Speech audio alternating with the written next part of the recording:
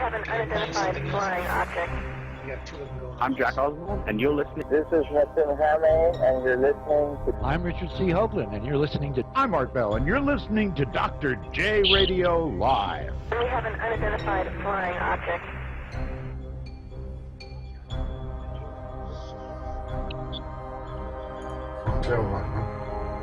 All right, welcome back. Now, usually I give a full introduction on this person, which I will do so afterwards, but I just want to say that I am truly excited to be speaking to the one and only Linda Moulton Howe, who, of course, has won, and I think she should have a decade ago, maybe 20 years ago, if not 30 years ago, after Strange Harvest came out. Nonetheless, the Lifetime Achievement Award from the Conscious Life Expo, the absolute largest event on this topic that I know of in the world. Over 12,000 people came through the doors last year, and I think it's going to be a fantastic time. Everybody gets to see her literally February 27th, 28th, and 29th by the LAX Hilton, at the LAX Hilton, right near, of course, LAX, Los Angeles International Airport. So without further ado, this is what I got to say. Linda's back.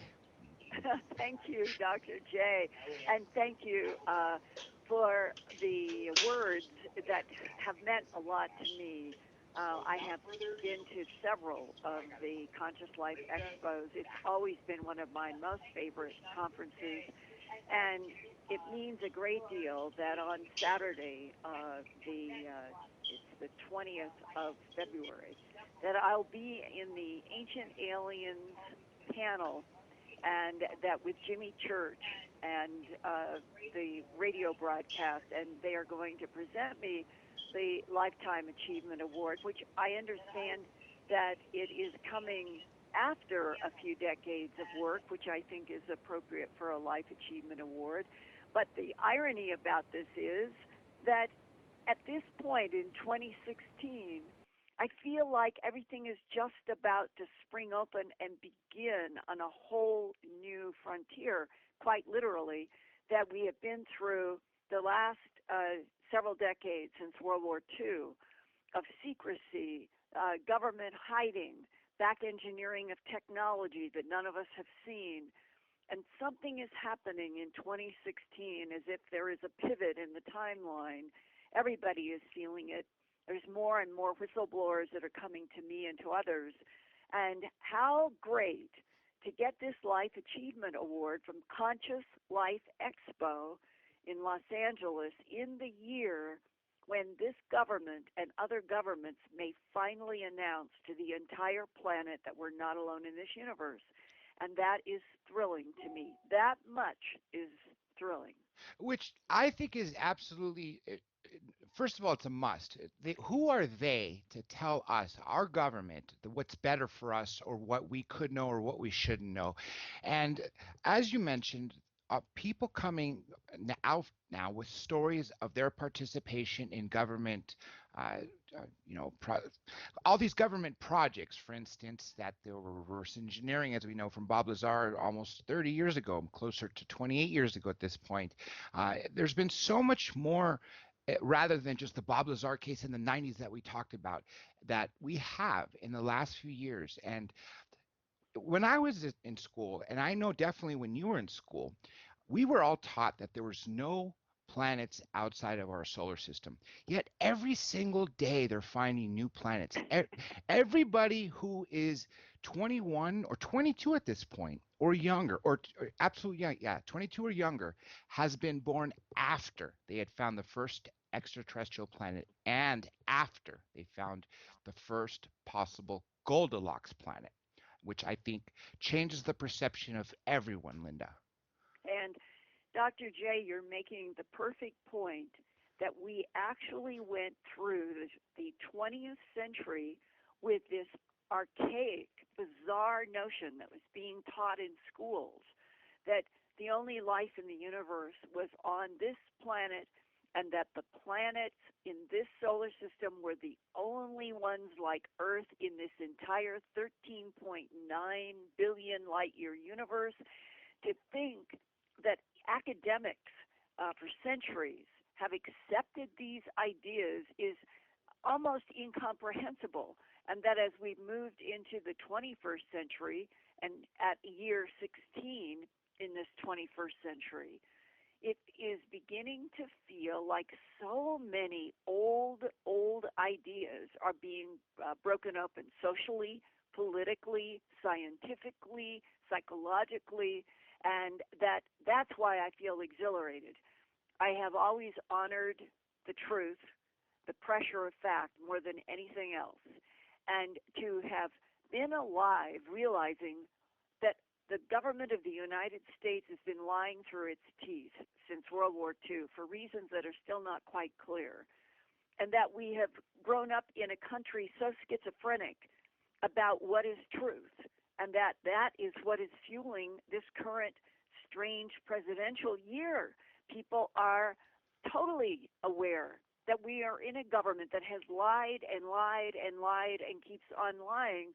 And how can the United States of America continue in through the 21st century if we don't get out of the business of lying and we get back into the business of truth and absolute clarity and a nation in which the masses of, by, and for the people are exactly what the government was intended to be, which we are so far from now.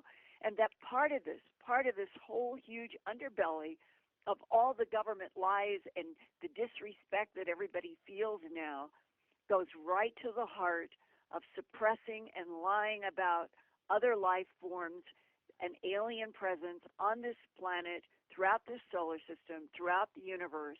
And the more I think about it, the more it is like a Dr. Strangelove Voltairean satire.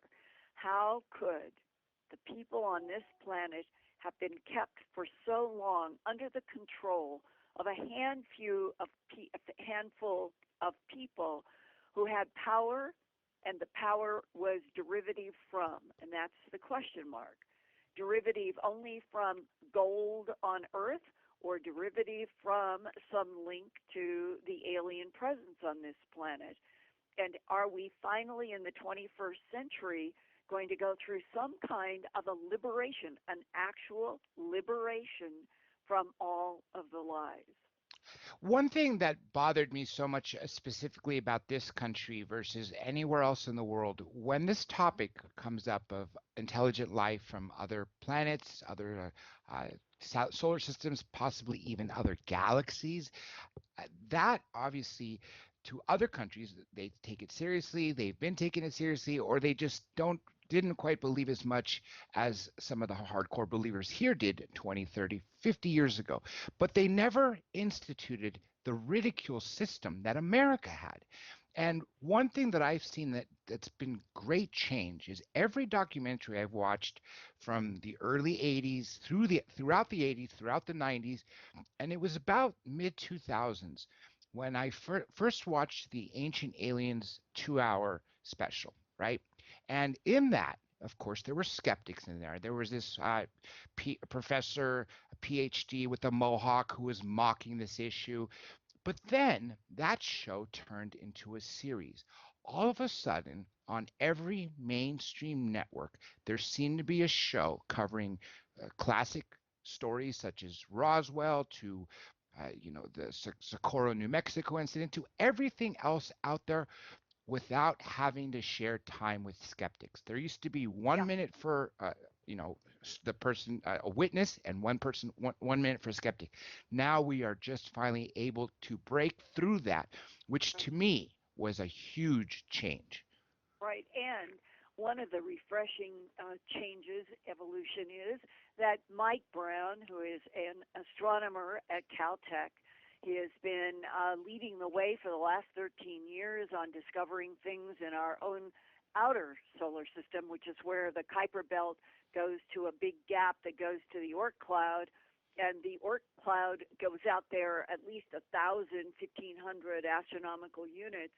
It's a long, long way, and that he has discovered all kinds of things, including in 2003, he discovered it's ERIS, and some people call it Iris, some people call it Iris, but that is a body that Mike Brown found that was larger than Pluto, and it was Mike Brown who did the book, I'm the One Who Slayed Pluto, and It Had It Coming, which was his joke that when they found that there was an icy body out there in the Kuiper Belt that was bigger than Pluto, that astronomers could no longer say that Pluto belonged in the planet category, because if they weren't going to call Eris a planet and it's larger than Pluto, then they needed to knock both of them down to what they call an icy dwarf planet.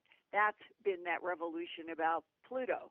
Well, now, just in the last few weeks, there was a release that they have now found in more of Professor Brown's work that one of the puzzles was another discovery 13 years ago. It was a red object moving out between the Kuiper Belt and the Oort cloud, and it was pretty large, pretty red, and they came to the conclusion that this was another icy planetoid, some people called it, that had the bizarre, huge, looping, elliptical orbit that they could not understand.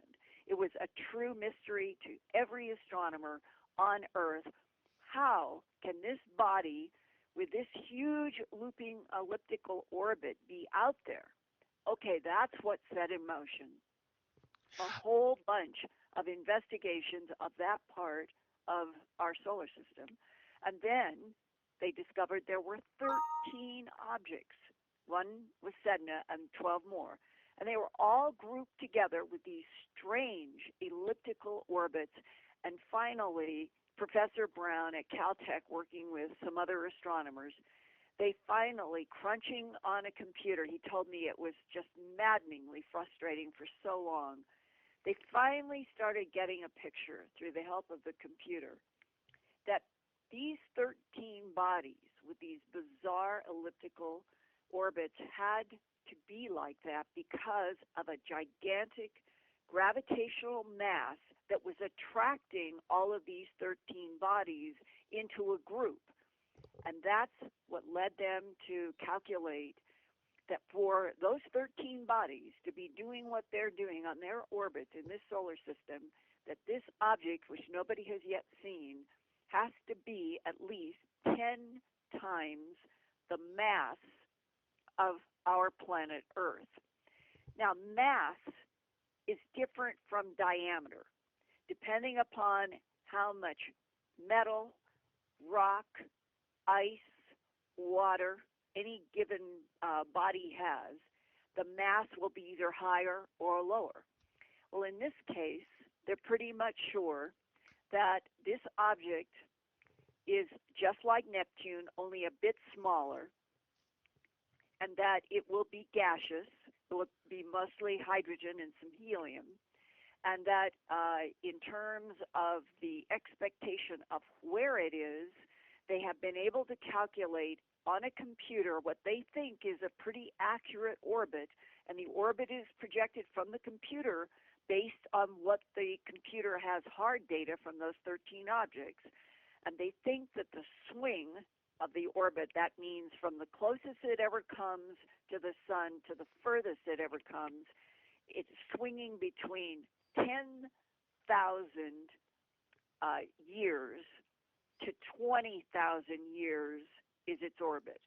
So that the closest approach would be more than 3 times the so-called controversy that Zecharia Sitchin had proposed back in the late 70s of there being a Nibiru planet that orbited in our solar system every 3,600 years, carrying Anunnaki on it, and that every time something is found in our solar system, everybody says, is this Nibiru?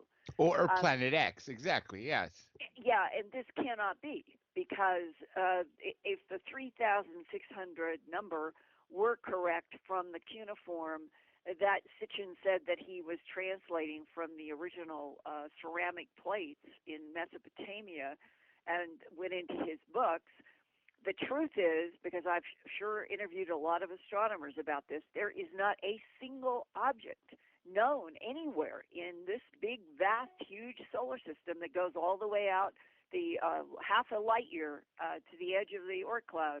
There's nothing that has a 3,600-year orbit that has been able to be calculated, or that there's any evidence on the Earth of anything that cycles like that. So now, so people will understand this new Planet 9, because of its size, that's why it's being called a planet, and that it is 7 times further from the sun than the Neptune is from the sun. It's way out in the far, far reaches in the middle, what's called the mid-Oort cloud, and that the orbit, this big, long, looping orbit, that on the computer graphics is completely opposite of Sedna and those 12 other bodies. That it would take this big Neptunian planet between 10,000 and 20,000 years to complete an orbit around the sun, but it never, John, stress this, it will never, ever come through our solar system. The closest it will ever get is out way, way, way far beyond Sedna and Pluto. One thing, this might be a little bit deviating, and of course I want you to bring it back. This is one thing that's always confused me, and it doesn't make sense. We live in a three-dimensional world. Obviously, planets are round. Why does it, all the portrayals and even the astronomers I've had are astrophysicists. I remember we had one from Harvard, actually the director of astrophysics at Harvard, and talking about, the solar system, the Milky Way. Why would they be in a flat orbit as opposed to a three-dimensional? Do you know what I'm saying? Like, for instance, if we have the sun... They are three-dimensional. My God, we have things in this... Pluto is on a bizarre orbit that goes way, way off of the flat plane, so-called flat plane. If you look at the graphics of the 13 objects, they're flying all over the place, but they're all in one section. That's the thing. Gravitationally, the only thing that would make sense, when you've got a big, massive body, what does it do? It increases gravitational attraction to anything that is around it.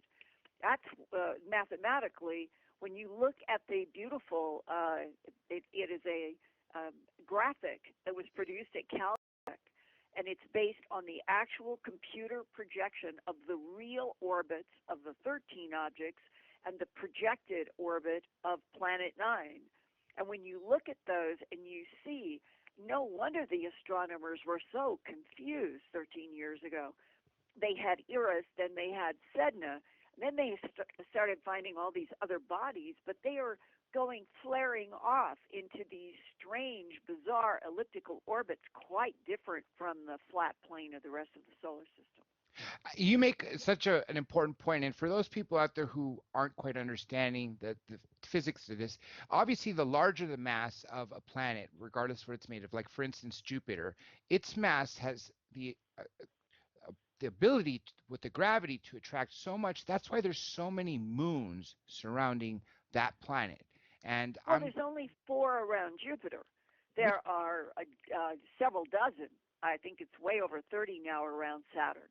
That's what, okay, so that was the one that had Jupiter, an enormous... Yeah, it's Jupiter that has the 4 moons, one of which, Io, is constantly having volcanic eruptions. They never stop on Io because of the dynamic force between the massive Jupiter and the moons themselves. If you could think about this, that Jupiter has so much gravitational attraction because of its large mass, that it basically is agitating those 4 moons that orbit it all of the time. Those 4 moons are never without agitation by gravitational pull. And that's why Io is, I believe, is the closest, and it's in a constant state of agitation, always belching lava. The other 3 moons are bigger and in different orbits, and they are quite interesting. Ganymede and some of the others, there's even contemplation that they may have water, and like we know Enceladus does around Saturn. In fact, Enceladus is the moon around Saturn that they have discovered that at the bottom of a 30-mile deep water, they know it's water and ice, that there is 194-degree Fahrenheit heat from what has to be radioactive matter inside of that moon that keeps it that hot. And that means that as far away as it is from the sun, orbiting Saturn, that the water heated by the radioactive material from the core at 194 degrees all the way up to the surface, that the likelihood that we will find some form of life there is high. This is coming from astronomers. And that's why one scientist said to me, I think we are getting close to the announcement that everybody needs to know that we're not alone in this universe, and that it doesn't matter if it's going to be microbes on Mars or swimming creatures on Enceladus. That's the why that quote. That we are in a solar system that with every passing month we are finding new information that are coming from the various probes, and that what we thought when we were growing up as kids and being taught exactly as you said, that this was the only Earth in the universe and the only place for life. Clearly there's water all over the place throughout this solar system, and where there's warm water, which is being heated on Enceladus, warmth plus water on Earth automatically means life here. I'm glad you brought that up, because for decades, if not centuries, whenever they discovered this, they always assumed that the light from the sun was integral in life. However, we've proven that right here on Earth, at the deepest, darkest parts of the ocean, where there should be no life, there are fissures in the Earth that are bringing up the heat from the core, and life is thriving down there. That's so right. that expands their search tenfold, if not much more, and that's why this moon, which essentially could be a planet, because a moon essentially is something that's orbiting something else. For instance, our artificial moons. In astronomy now, because of all the controversy about Pluto versus the size of Eris and Sedna and so forth, the definition of a planet now, it has to be spherical. It has to have a certain, we'll call it lower, they've cut off a place that which is a planet has to be X mass or X diameter, versus anything smaller is automatically going to be in a planetoid, like a dwarf planet category. So right now, the size of Planet 9 is so big, it automatically is a planet. Eris, however, which is larger than Pluto, is not meeting the mass size or the diameter size that has now been accepted as the definition of a planet. So there has been more organization within astronomy just because of the discovery of these icy planetoids out beyond Pluto, the change of Pluto, the controversy, the fact that this planet really did care about Pluto being the 9th planet, and how dare you astronomers demote it. But there has to be some kind of discipline in science. And if the size of Pluto ends up being smaller than several pure ice bodies in the Kuiper Belt you can see, they had to do something. They had to organize this in a way that a planet meets this criteria and everything else is in a different criteria. So that's what's happened. And this obviously goes to show how much has changed in just the last couple decades, and specifically even the last few years. 13 years. Yes, compared to 500 years of telescopes and looking into the stars, and even if you go back to the ancient times, and the Egyptians building things according to how the Sirius star system or Orion star system.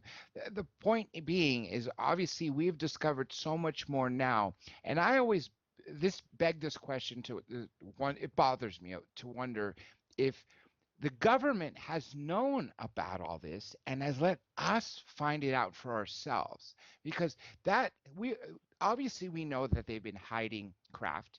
We know they've been hiding people, intelligent life, uh, dead bodies, even living bodies are, Right. are throughout the world in bases.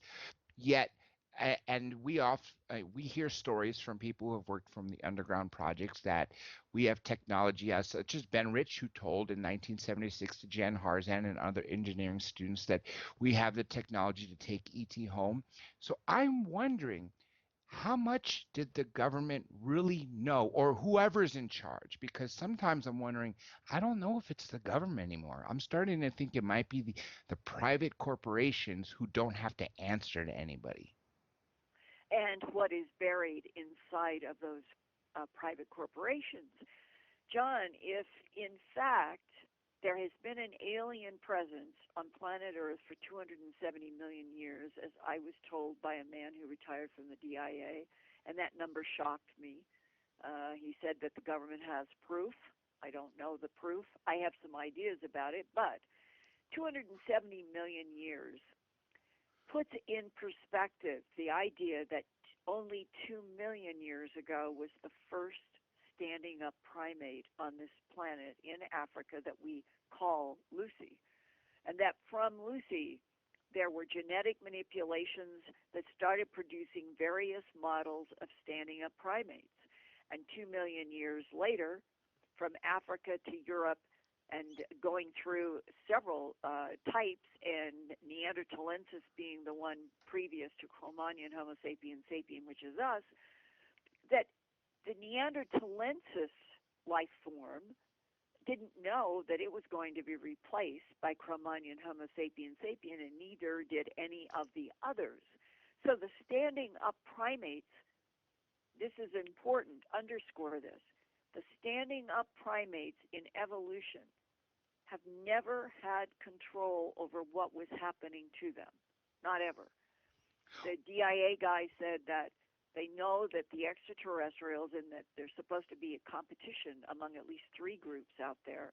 What exactly they compete over is, to me, a big question. But assuming that's true, at least 1, maybe 2, or maybe all 3 have been mixing and matching genes on planet Earth to create all kinds of life form, including the dinosaurs.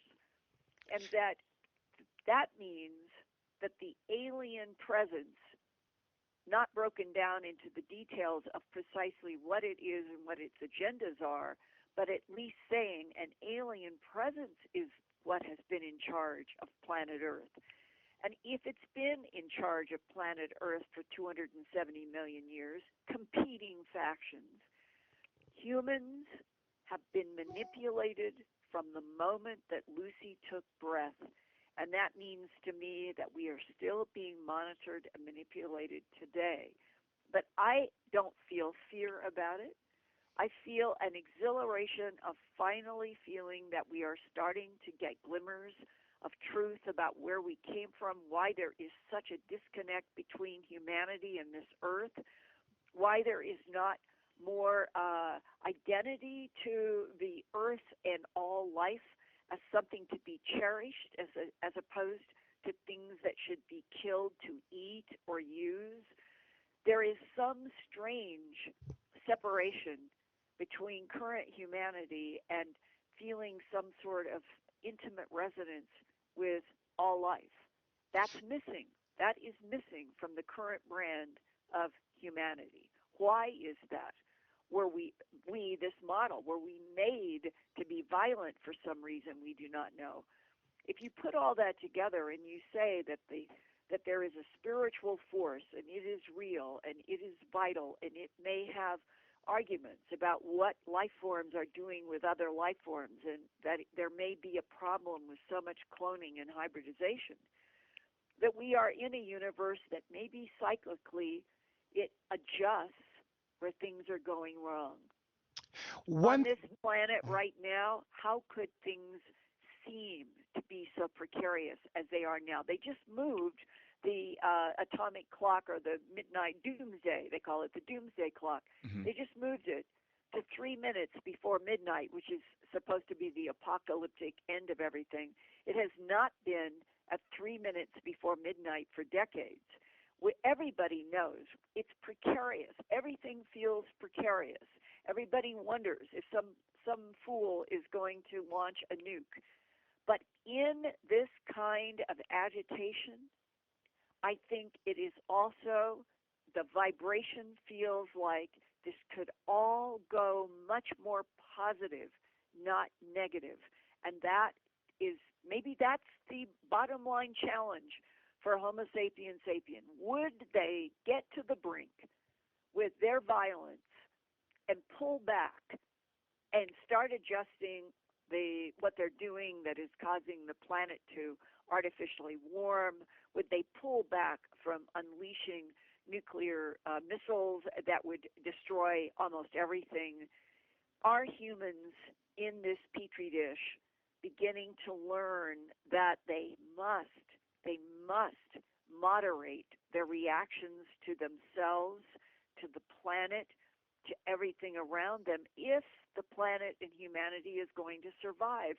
And at a soul level, Dr. J, if it is true that reincarnation is the machinery of this universe, that the recycling of souls in and out of containers is the whole bottom line game, that it is what the divine field set in motion to grow, educate, and evolve souls, then we keep doing this, that the souls keep doing this, until finally the souls reject out of hand violence and domination of other life forms.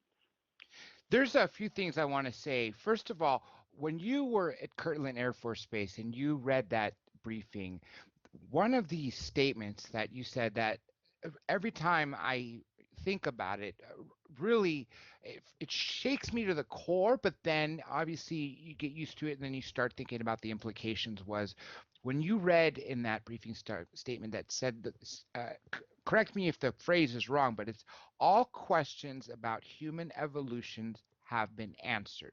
And that was all questions and mysteries. The word mysteries was there. Mysteries. All questions and mysteries about the evolution of Homo sapien, and the Latin words were used, Homo sapien, on this planet have been answered, and this project is closed. And in the paper that I was given to read, that project was Project Garnet, Garnet, all caps. And now, also going back to about the nuclear weapons, we have North Korea, the rogue nation, doing another test yet again, and we know now they're a nuclear country, and they're testing long-range missiles. And then you have all these wars that are going on, and the sad part is 2,000 years ago, for instance, I'm of Greek heritage, so go back even further to the Spartans. That is upfront bloodshed that would destroy the psyche of any human, of any moral human. But now you stick an 18-year-old kid fresh out of boot camp in a Nellis Air Force Base in a little tiny bunker with a computer screen, which essentially is like a video game for them. And they're flying these drones across the world, taking off from Diego Garcia and literally bombing and killing people at a rate that is just unbelievable. And the disconnect that these youngsters have is, I think, doing nothing but harm, because they don't realize, they don't see up front and close what they're doing, that each of those numbers, that is, as their colonels or higher brass calls them, or targets, have lives. They have families. They have brothers and sisters and mothers and children and fathers, and we wipe them out like that, like they were nothing. And I think that is something that needs to change. One other thing I want to say, two things actually, is I'm sure you heard of Bob Lazar saying we've had 63 external corrections.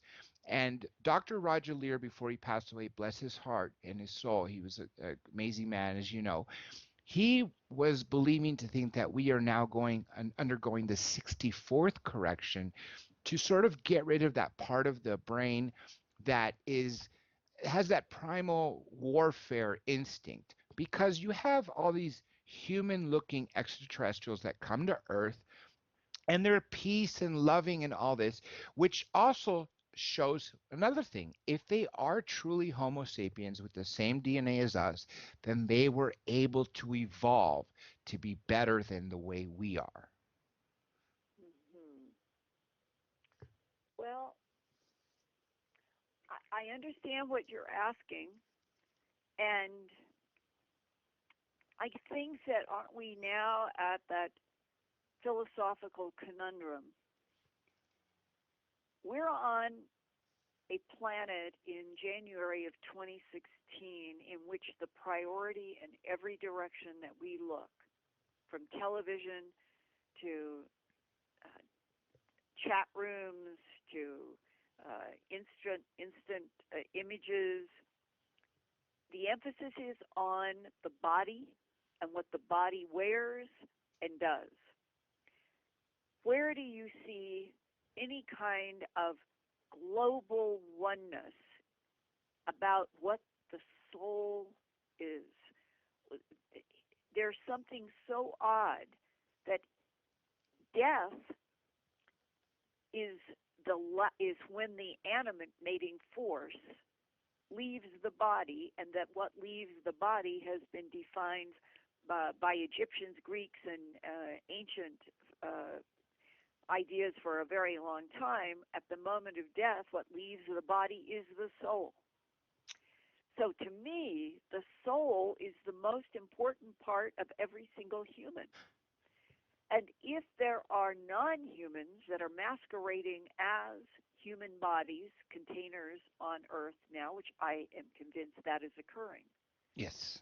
are there human containers among us, around us, that do not have any souls? Okay, I'm just putting that out as a rhetorical question for a second. Let it hang in the air. Or are we in a cosmos in which there is no such thing as a container that comes alive, whether it's a hybrid, whether it's a clone, whether it is naturally evolving life from some soup? Is the machinery of the universe that anything that becomes alive with consciousness must automatically have a soul? Let that hang out there, along with some things may not have a soul. The thing that I think has impressed me out of everything I've ever been exposed to in the human abduction syndrome, and in a lot of discussions with Whitley Strieber about this, if the soul is really the whole end game of everything at the biggest box level, a divine field that created the matter world, that's the level at which I think of the divine field. It's not matter. It doesn't have entropy. It is alpha to omega. But the matter worlds, no matter how many universes, no matter how many parallel universes, it would all have been created by the divine field. As an act, perhaps, of like creating a gigantic school for what?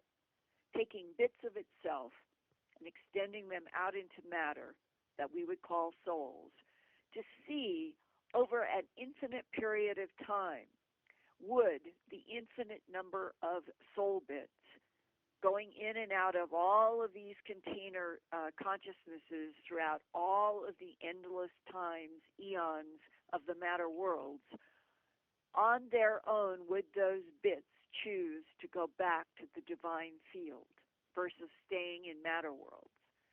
If something like that is occurring, then consciousness that evolves and gets higher automatically has to become less interested in the body container and far more interested in what is happening at the soul level.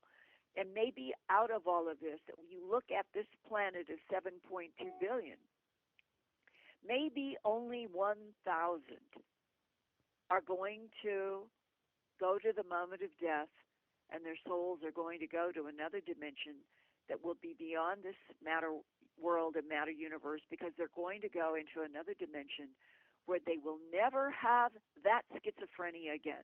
There will never be any confusion at the next level that the soul is what it's all about, and that is a whole different training ground. And there, to me, in talking with Whitley and others, and a lot of people in the human abduction syndrome that 30 years ago were saying, Linda, I get the impression that some of the EBAs are studying what happens at the moment of death here because they are surprised. That this is an interesting statement.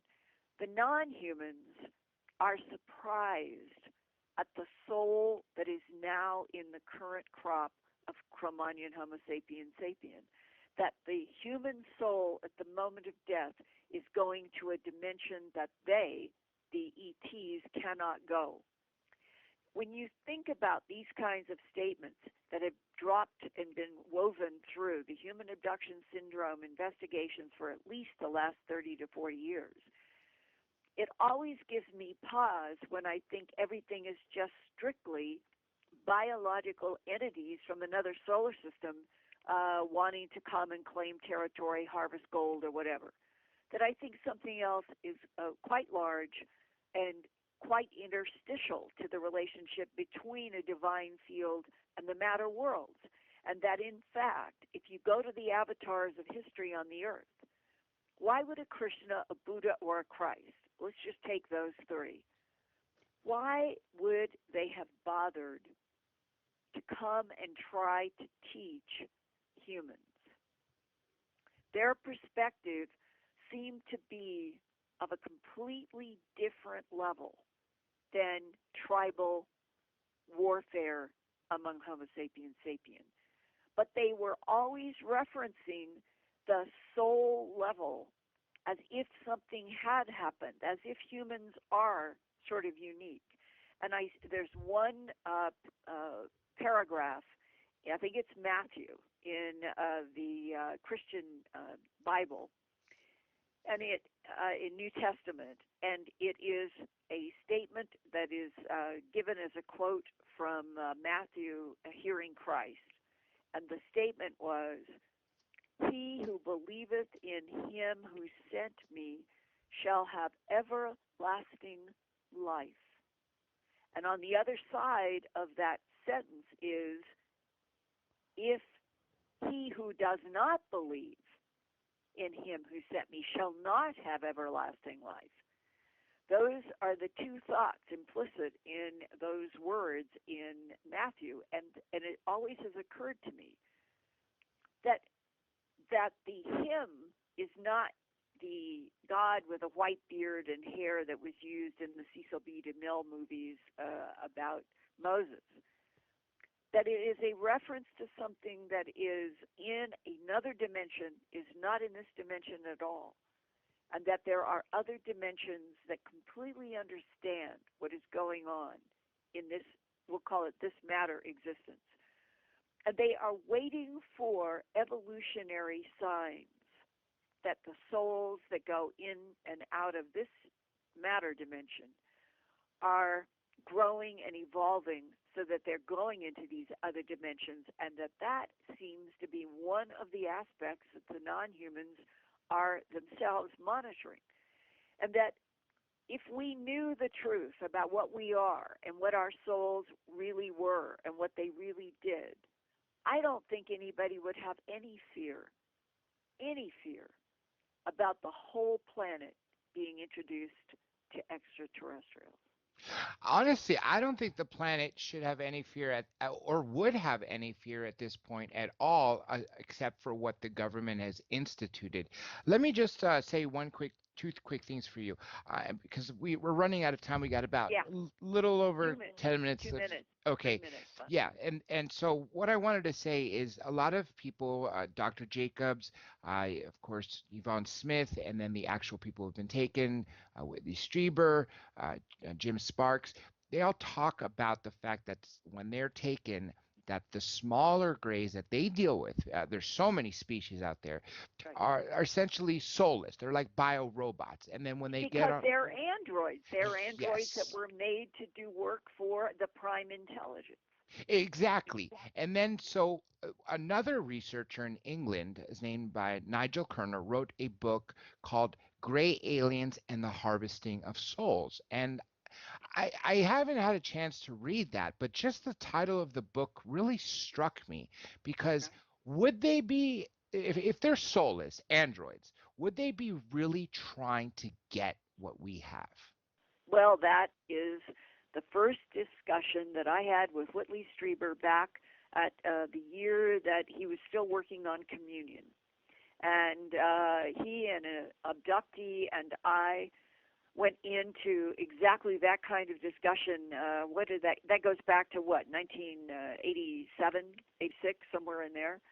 And that we had a long discussion where Whitley has the perspective that there really is a processing of souls, but not all. What is the difference? That is a lot of what we're dealing with. What is the competition between three geopolitical, territorial, conflicting extraterrestrial civilizations?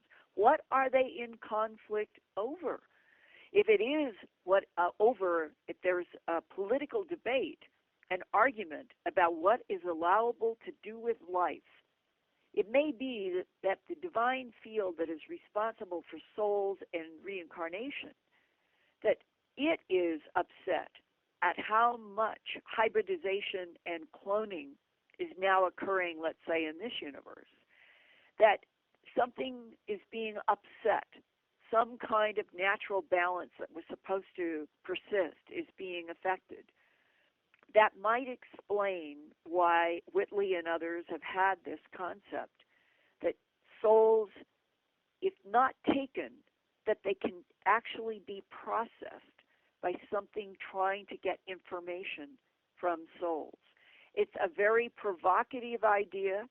I think that it is one of those that people are not comfortable with because we all want to assume that the soul animus of our human container bodies cannot be interacted with by anything, anywhere, ever, except the divine field. I've always felt that. So whatever the truth is, and we're just in layers of, it seems like a million layers of truths that need to be peeled off so we could actually understand what is going on.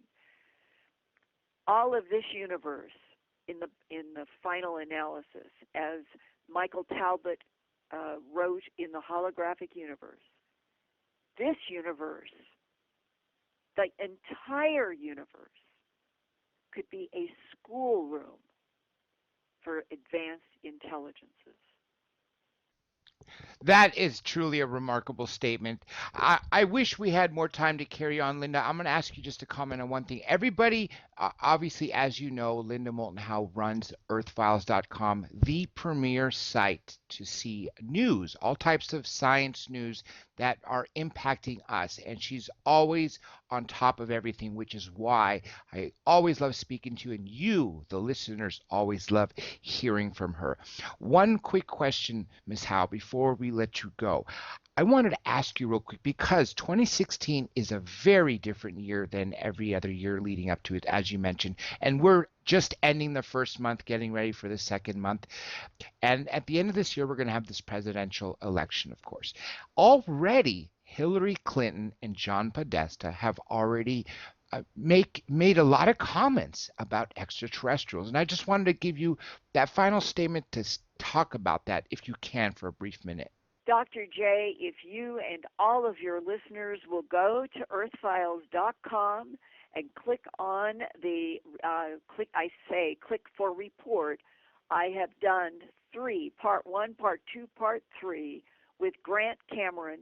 He is the only person in my entire professional life that I ever did a recorded interview for 3.5 hours in one sitting, and then took those 3.5 hours and distilled them into part 1, part 2, part 3 about Hillary Clinton, Bill Clinton, Lawrence Rockefeller, UFO, the recent tweets from John Podesta, the appearance of her interview in the Conway Daily Sun in New Hampshire, in which she said she wants to get to the bottom of the UFO ET subject, that she had talked with this reporter and said that She thinks that aliens have already been there. She is the first person in American politics who's ever suggested that. Of course, we know that's true, but this is a big deal.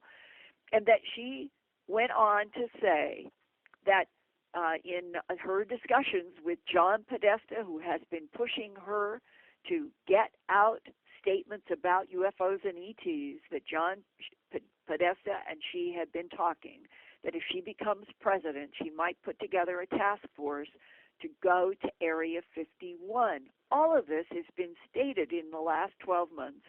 And John Podesta, since 2002, has been speaking out loudly. And he has served Bill Clinton. He has served Barack Obama. He has been speaking out loudly, saying to not tell the American public, a government of, by, and for the people that is supposed to be a democratically written government, to not tell them about aliens and UFOs is illegal. It is against the law in the United States. That the law should be, and this is Podesta, the law should be every American has a right to know everything about UFOs and ETs because their taxpayer dollars for decades have been paying for black research that has been kept completely away from the American public. John Podesta believes that. As Grant calls him, he's a follower of Madison. Madison was a strict constitutionalist. This is a government that was supposed to be created of, by, and for the people, and that these different areas of government were supposed to be kept separated to keep the power away from overwhelming the masses of, by, and for the people. It is instead, it has gone upside down. It is the masses of people now that have the least consideration by the power group. John Podesta wants to see that changed, and in his appeal, in his work, if Hillary Clinton does become president, that might be the trigger, because John Podesta will be working with her.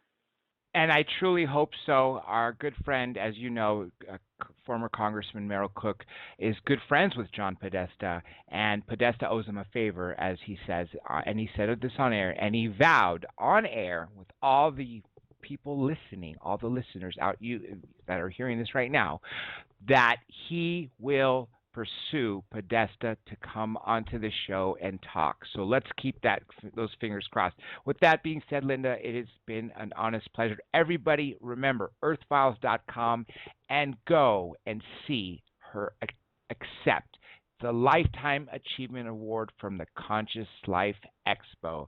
You could find all the information from their website as well. Again, February 26th, 27th, 28th, 29th, 2016, right here, Los Angeles, at LAX Hilton.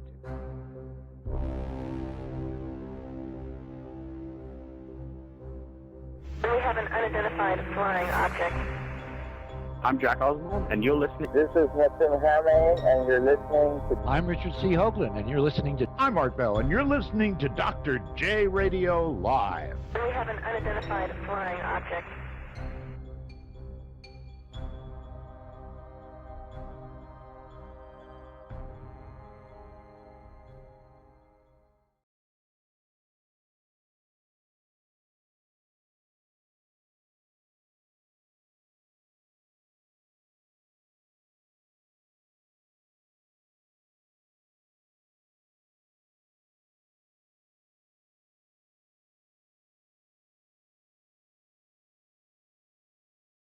Okay, everybody, get ready as we go to another file of Linda. That's right, you just heard it. I apologize for this quietness.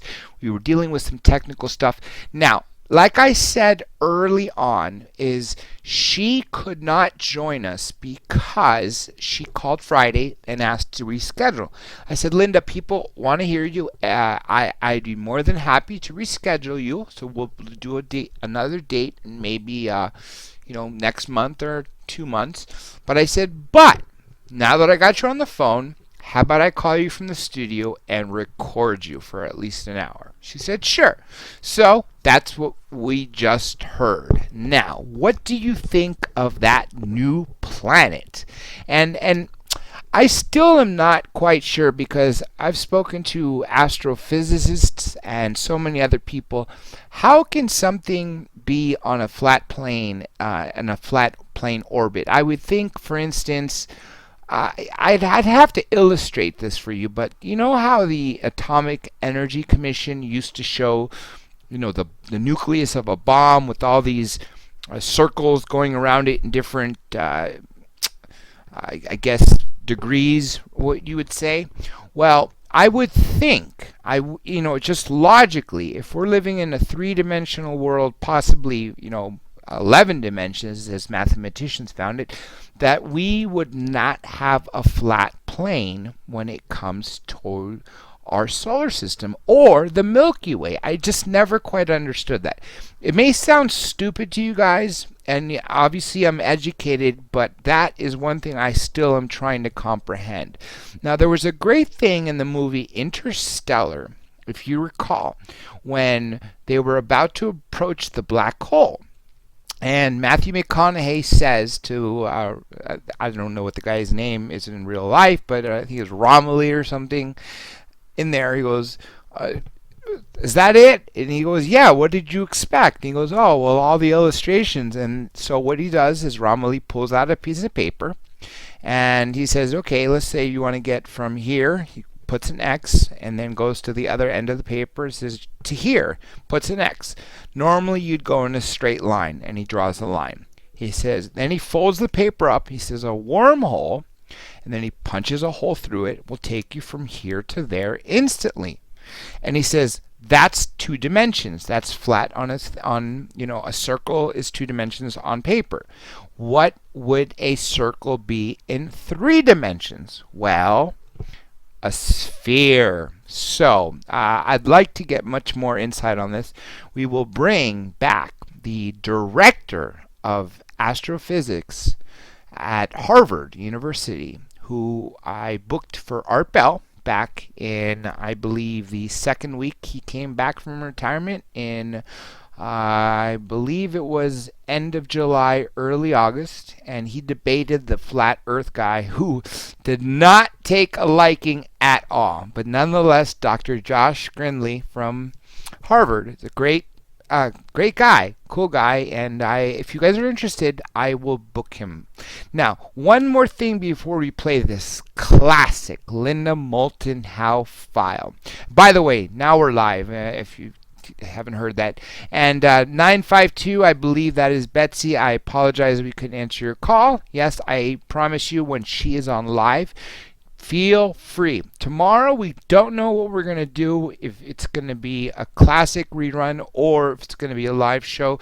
But Tuesday, we're going to step out of the paranormal realm and go back to the Mafia. We're going to have the Gambino Enforcer along with, get this, Karen Gravano. Now, what does that name sound like? Gravano?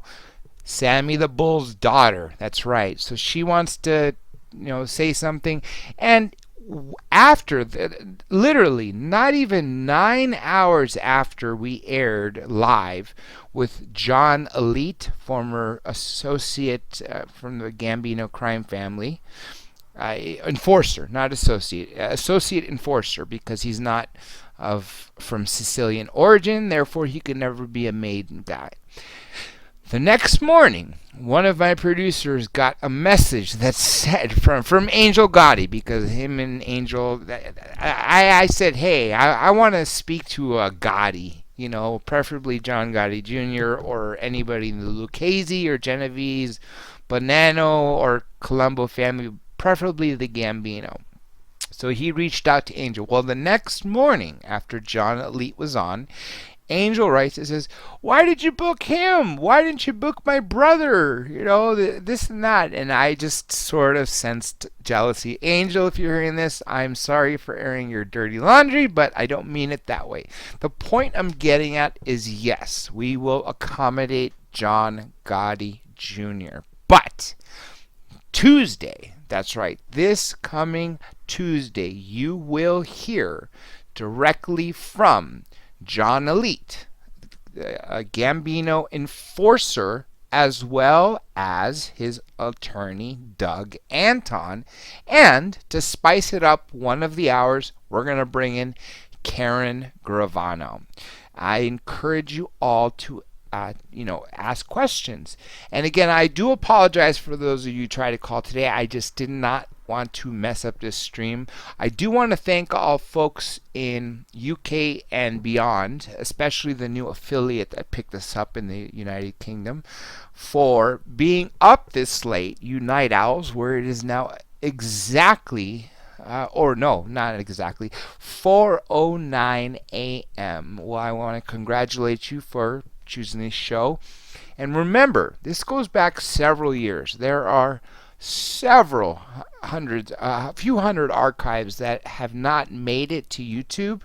If you can find out where the schedules are, because the website, drjradiolive.com, drjradiolive.com, only covers just this from January 2015 to current.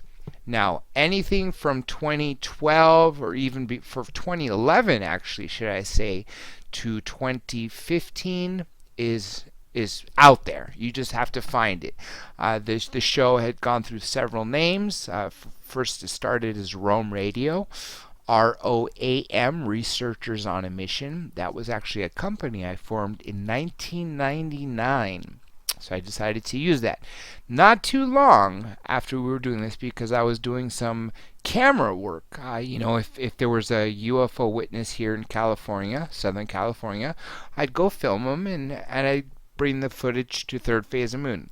Not knowing and being naive about the bad blood or things the reputation they had. Nonetheless, they sponsored me to do a show titled Third Phase of Moon Radio. So I did that for a while, but then I said, you know what? If the whole reason for upload, because I only care about you, the listener, getting this information to you. So what I did is I specifically made sure that each show was put on to Third Phase of Moon. Well, they stopped putting on full 2-hour shows. Then they did 1 hour. Then they stopped that. Then they decided to do 15-20 minutes. And I was like, well, what's the point of that? Then they didn't do any for 2 months. Well, so what did I do? I went back to Rome Radio, Researchers on a Mission. And it just so happens that the first guest, when we came back as Rome, 2014, that's right, 2014 of, I want to say September, knock on wood. Unfortunately, I don't know if some of you may know this, most of you probably don't. I fell into a coma from medical malpractice. And so we pushed the date back. It was supposed to start July, but we ended up starting in August 2014. Well, the first guest ever, which at the time we were doing I was doing two radio networks, Dark Matter Digital Network, at the time Dark Matter Radio Network, and Revolution Radio. Well, the first guest under the second Rome was none other than the Honorable Paul Hellyer, former Defense Minister of Canada. So, with that being said, this show has evolved. The reason why it's Dr. J Radio Live, of course, there's no drjradio.com available or anything like that. So, for marketing purposes and to make it easy for you, the listener, I decided let's make everything the same name. If you want to go to YouTube, if you want to go to Google Plus, Instagram, Twitter, Flickr, Tumblr, even my Gmail account exists, and of course my domain. It's all the same phrase. It's the name of the show, Dr. J Radio Live. That's drjradiolive.com is the website. You can use the contact button there, or if you want to, because I get so swamped, feel free to reach out to Lou Sheehan, one of my researchers, or Johnny Webb, the co-host, and of course Tom Schaefer, the webmaster. If I'm not responding because there's so many emails, I can't even quantify and tell you how many there are. I'm actually a little embarrassed to say this, but because of all the spam and 11 email accounts I have at the moment 15,678 unopened emails, not including opened emails that are starred. Nonetheless, that's not relevant to you, but I just wanted you guys to know. So tomorrow night, we might do a super special rebroadcast of a 2-hour show that everyone loves. John Lear, or if you say Giorgio Tsoukalos, that's fine. Why don't you guys go to the website, and from now until tomorrow, let's say the cutoff time will be 3 p.m. Pacific, 6 p.m. Eastern, and that would be 11 p.m. Greenwich Mean Time in London. To please contact me of who you want to hear as tomorrow's rebroadcast. I can go back even further in time. However, you guys don't have a steady schedule that's listed anywhere. At some point, as we catch everything up, every show will be archived on our YouTube channel, Dr. J Radio Live. And of course, if we can go back in time and add the missing years. But in the meantime, just spit out some guests, and that's who I will do. If you want to hear more Linda, oh, there's plenty of Linda. That's why I love this woman, because she never does the same show twice. When I was Art Bell's producer, she was on with me that Tuesday night, that first week that Art Bell came back. Well, that Thursday, she was on Art Bell. 48 hours difference, actually 50 hours, because I started 7 p.m. to 9 p.m. Pacific. He started at 10 p.m. to 10 p.m. Sorry, so 7 to 9. Sorry, and he was 9 to midnight Pacific, midnight to 3 a.m. Eastern. It was a whole different show. This is why she is so fascinating. Nonetheless, I would love to hear your feedback, and I encourage you guys not only to reach out to me, to please reach out to any of the people that are listed in the crew. Now remember, here's the thing. There are several other volunteers and helpers and everything else that are not on that page. However, if you have a direct connection of any of those who you know, for instance Josh, then feel free to reach out to him. Tuesday, as I said, we're going to do the Mafia stories, and we're expanding a bit. Don't get me wrong, we are not going to lose our roots. Paranormal is going to stay. UFOs are going to stay. I just want to expand a little bit. Let's do some more ghosts. Let's do some more Mafia. Let's do some Titanic.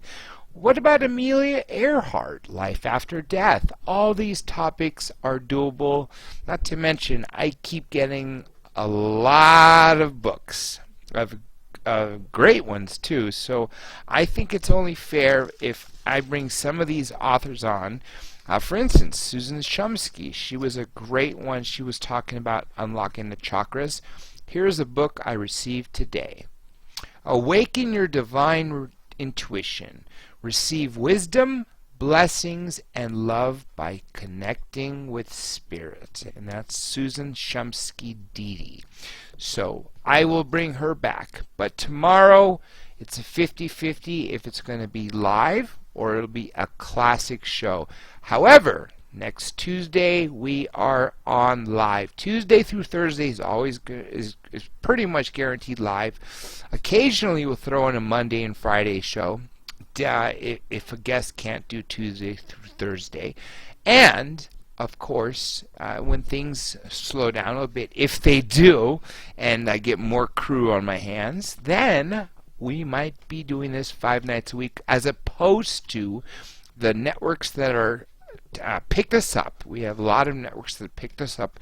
What they do for the nights that I don't broadcast is they just play a rerun. Why? Because there's so many available of top guests. So, without further ado, remember, DRJ, Dr. J, Radio Live, LIVE.com. Use the contact button, and also go there and look at the people that work for us, the staff, or whatever it's titled under there, and email them as well. CC all of us of who you guys want. And I'm not just talking about who's been on the last year and a half or 4 years. I'm talking about anybody, because I've decided we're going to expand, not just paranormal, we're going to do everything. And that's what I said earlier at the beginning of this break. Now, you guys are ready to hear this classic show with Linda. We are going to go over the hour. I'm just warning you right now by 17 minutes, but that's it. That's okay. Here we go. Ready? Here comes a fresh new Linda Moulton Howe, which was from, let's see, oh, this was actually not that long ago. Well, I guess a year ago. Nonetheless, it's a year ago. Enjoy, my friends and listeners.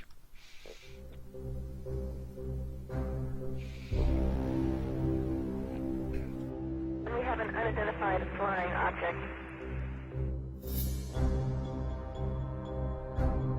Researcher on a mission with Dr. J. and Elias. We have an unidentified flying object.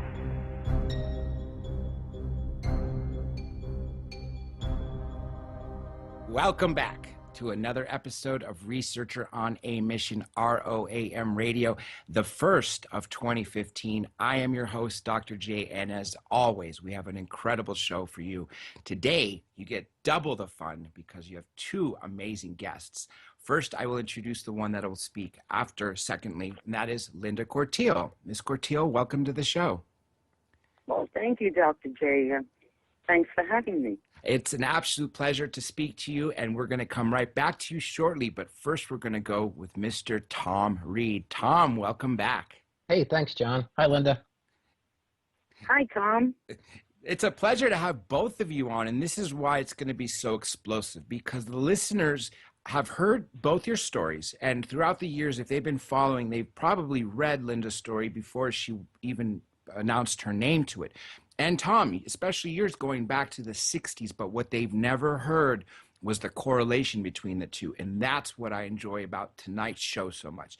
So, Tom, let's go ahead and start with you before we go to Linda, and then we'll go with the two overlapping and the two commonalities. Go ahead and give people a brief background of your case, and then how you came across Linda and how you two met. Okay, sure, John.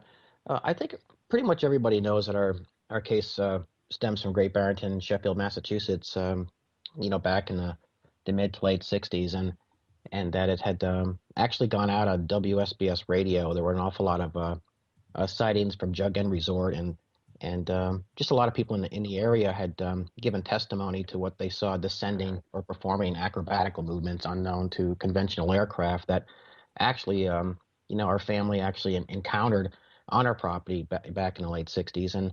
And there were 3 accounts. I want to clarify that, too. A lot of people think that this was something that was just ongoing all our lives, and it really wasn't. I mean, there really wasn't anything that really took place until a few years ago, again, which kind of fueled everything. But I think what a lot of people also aren't aware of is that there's a lot of political connections to our case, and I think this is where I found a real interest in speaking with Linda and the political side of it, because there are ties to the UN, and that's kind of rare. I mean, I really only lived about an hour from New York City anyway. And I grew up, believe it or not, my family from New York. When I was a year old, I grew up in the home of William Roosevelt, the grandson of Eleanor Roosevelt. And my grandmother was actually like their cook. She actually worked in Cherry Hills, Colorado. She actually worked at their estate. And I was actually living there for about a year before we moved back to Sheffield. And it wasn't until the 80s that my father ran for office, and I helped him with his. Mayor, right? Yeah, he was the mayor of Falls Village, which is part of Canaan. It was a suburb of Canaan. And, he was heavily backed by Senator Christopher Dodd, who had come to our house for dinner. I had coffee at the governor's mansion near Elizabeth Park in Hartford. And it's also about the time that, he ran into attorney Robert Bletchman, who would in turn know Bud, who was working with Linda, and who I gave my, sketches to and drawings and symbols and things of that nature way back when. And it's interesting too because Bud was also working with Debbie Cobble, who is the one person who actually filmed the magnetic anomalies around the car, my brother's car, and in 2009. So it's really interesting the people and those that I really respect in this field and how they're all connected in some way, and most notably Linda. So in the 90s, 1992. After a long talk with Robert Bletchman and the fact that our case had a CE classification, and being that he or Robert Bletchman actually worked with J. Allen Hynek. CE4, by the way, Close Encounters of the Fourth Kind. For those who don't know, J. Allen Hynek created 4 classifications. Close Encounters of the First Kind, you see a UFO, an unidentified flying object. Close Encounters, second kind, trace evidence, landing, broken branches. 3, third kind, close encounters, third kind, when you meet them. And of course, the fourth kind, where they take you, alien initiated contact. Right. And so this is how bizarre this really is. That when our case went out in 1969, it was given a classification during the years of Project Blue Book. J. Allen Hynek gave it a classification, unknown to us that the lawyer that my father would later meet in the 80s or late 80s would have worked with J. Allen Hynek, who took an interest in it, was super interested in the fact that we spent a lot of time talking about the electromagnetic fields and how it felt in the environment and the eruption of crickets and that sort of thing is really what he was interested in then. And then would befriend my father. And then my father gets in office, which a lot of people don't know this either, that there's actually a proclamation in our family's honor. And there's like a local holiday. It's October 6th. And then there's also a bench in the city green. And my father had a lot of, friends and a lot of pull and a lot of credentials at the time. And it was really what Bletchman really wanted to have as a catalyst to say, look, there's a lot of people involved in this topic right outside New York who are, they're not crackpots, they're credible family members and they're in politics and they're attorneys and this is a serious subject and needs to be looked at and taken seriously. So under that 33426, which was like an establishment to have everybody in or other countries filter information and be able to pull from, almost like your first attempt for disclosure. And so Bletchman wanted to mention our case on the backside of Cash Landerman in a supporting manner because their car vehicle obviously had a lot of effects from the craft or whatever, and so that was really where it came from. But more so the credibility of my father. And so after the UN, the symposium, if you will, with Mohammed Ramadan, who was the president of the Parapsychology Society, and John Mack was there, and Bud Hopkins was there. My attorney, Robert Bletchman, Stanton Friedman, Linda Moulton Howe. It was a big, you don't hear much about it, but it was a significant, a summit, if you will. Yeah, and so afterwards, my father got a lot of papers back, October 7th, regarding, I can actually, stuff from the Greece Ministry of Defense, the Pentagon, just a lot of papers and things showing and proving and supporting that this is a real phenomenon. And sure enough, there's a letter written by my attorney about Linda. And I showed that when I was in Maine. And I put it on the screen. I had talked to Linda. We spent a few days together. What a super person, by the way. And so I put it up on the screen. And my attorney asking more information about the 12th floor abduction case. And so at that point, Linda and I talked, and it was just amazing the things that she had learned and the information that she has from the same event in some respects through the reputation and the investigative work that Bud Hopkins did for her, who knew my attorney and who were collaborating on both our cases relatively at the same time. I just thought it was unbelievable. If Bud were only around today, he would be so proud at not only both of you continuing to tell your story, but the inspiration that both of you have given for so many of those who have now come forward since his passing. This is truly a phenomenon where so many people have been encouraged by people's pioneers such as yourself, who stood in the face of the ridicule assigned by factions of our government to this subject. You mentioned two important things that obviously apply to Linda: the United Nations and, of course, the attorney Bletchman. You want to continue before we get to the 12th floor incident? Well, I guess I'm really interested in the there's this political spin on our case. You know, it's been said that, you know, your father was a politician, and you know, that you know, it seems to be kind of cold, and I think that sometimes the family feel comes out of this. But I want to make people aware that the reason that I speak out at all, and I mean this from the bottom of my heart, my father and I were super close. He was the best person I've ever known. And he died and was killed on the same day that our case went to the United Nations 14 years later.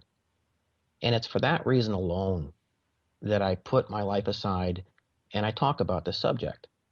It isn't because I'm trying to promote anything or sell anything. I don't have a book.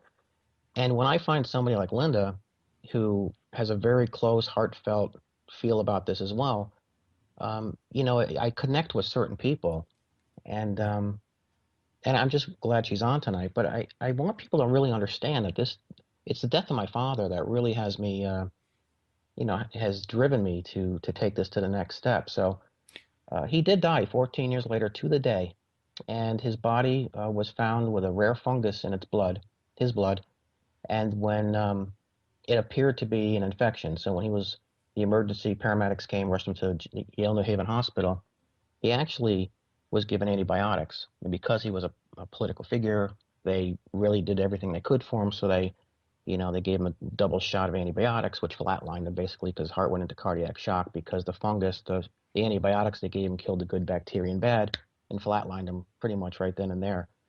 And I just find that really strange that after talk of a book, 14 years later, and then Bletchman would pass, and then our doctor, you know what happened there. But that's getting off topic a little bit. But that is why I talk about it. One good thing I really enjoy about both your cases is the witnesses. First of all, Tom, when we did a show a while back, we brought several people that were involved, but one of them being someone who actually on the day of you being taken, was it 67, 66, the first one?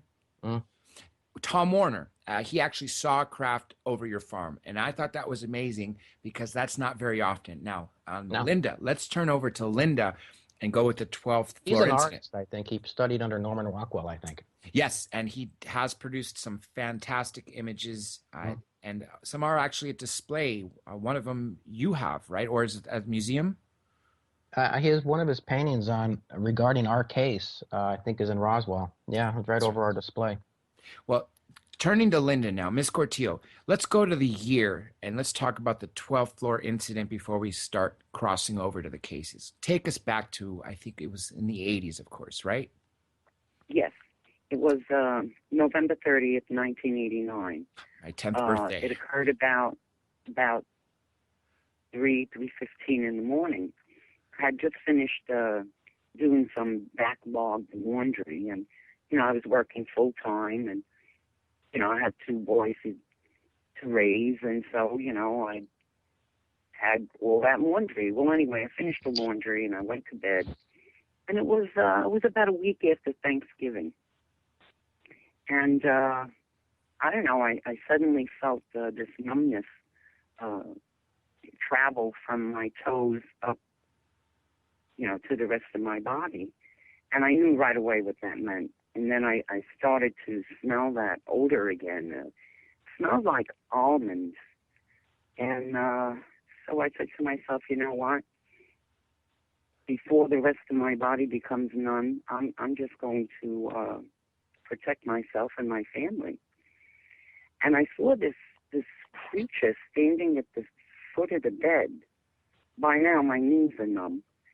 And then it got on top of the bed, and it crouched down, looked me straight in the eyes, and hissed. They hissed. It was gray.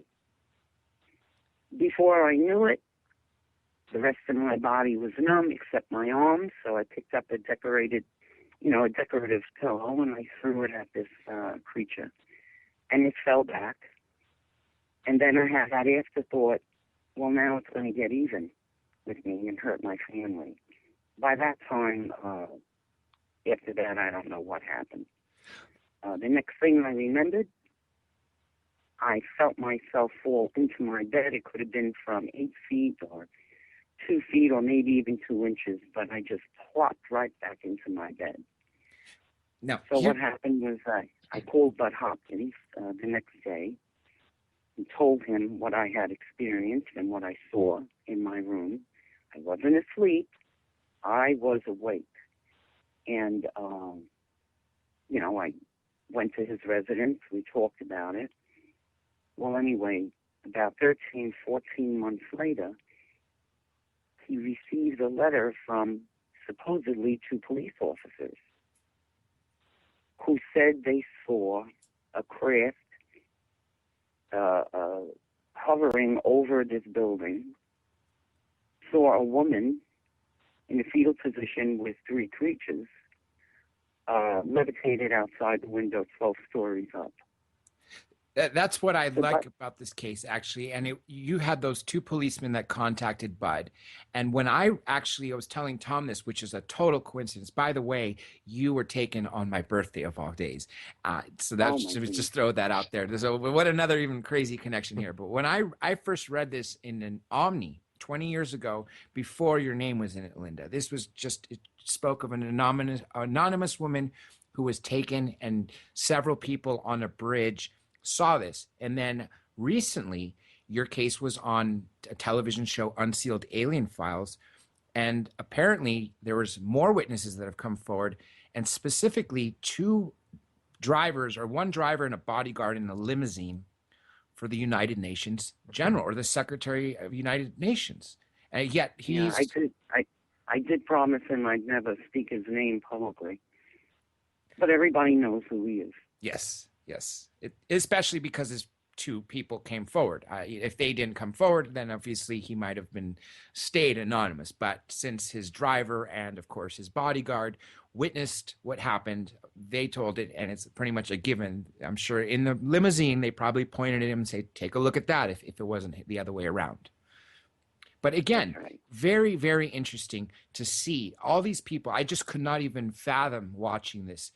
If I was driving on a bridge at night and all of a sudden cars are stopping and people pointing at a disc-shaped craft that is hovering 12 stories up, and then you see coming out, flying, literally floating, is a woman, and then you see really small toddler-sized, child-sized figures going with it.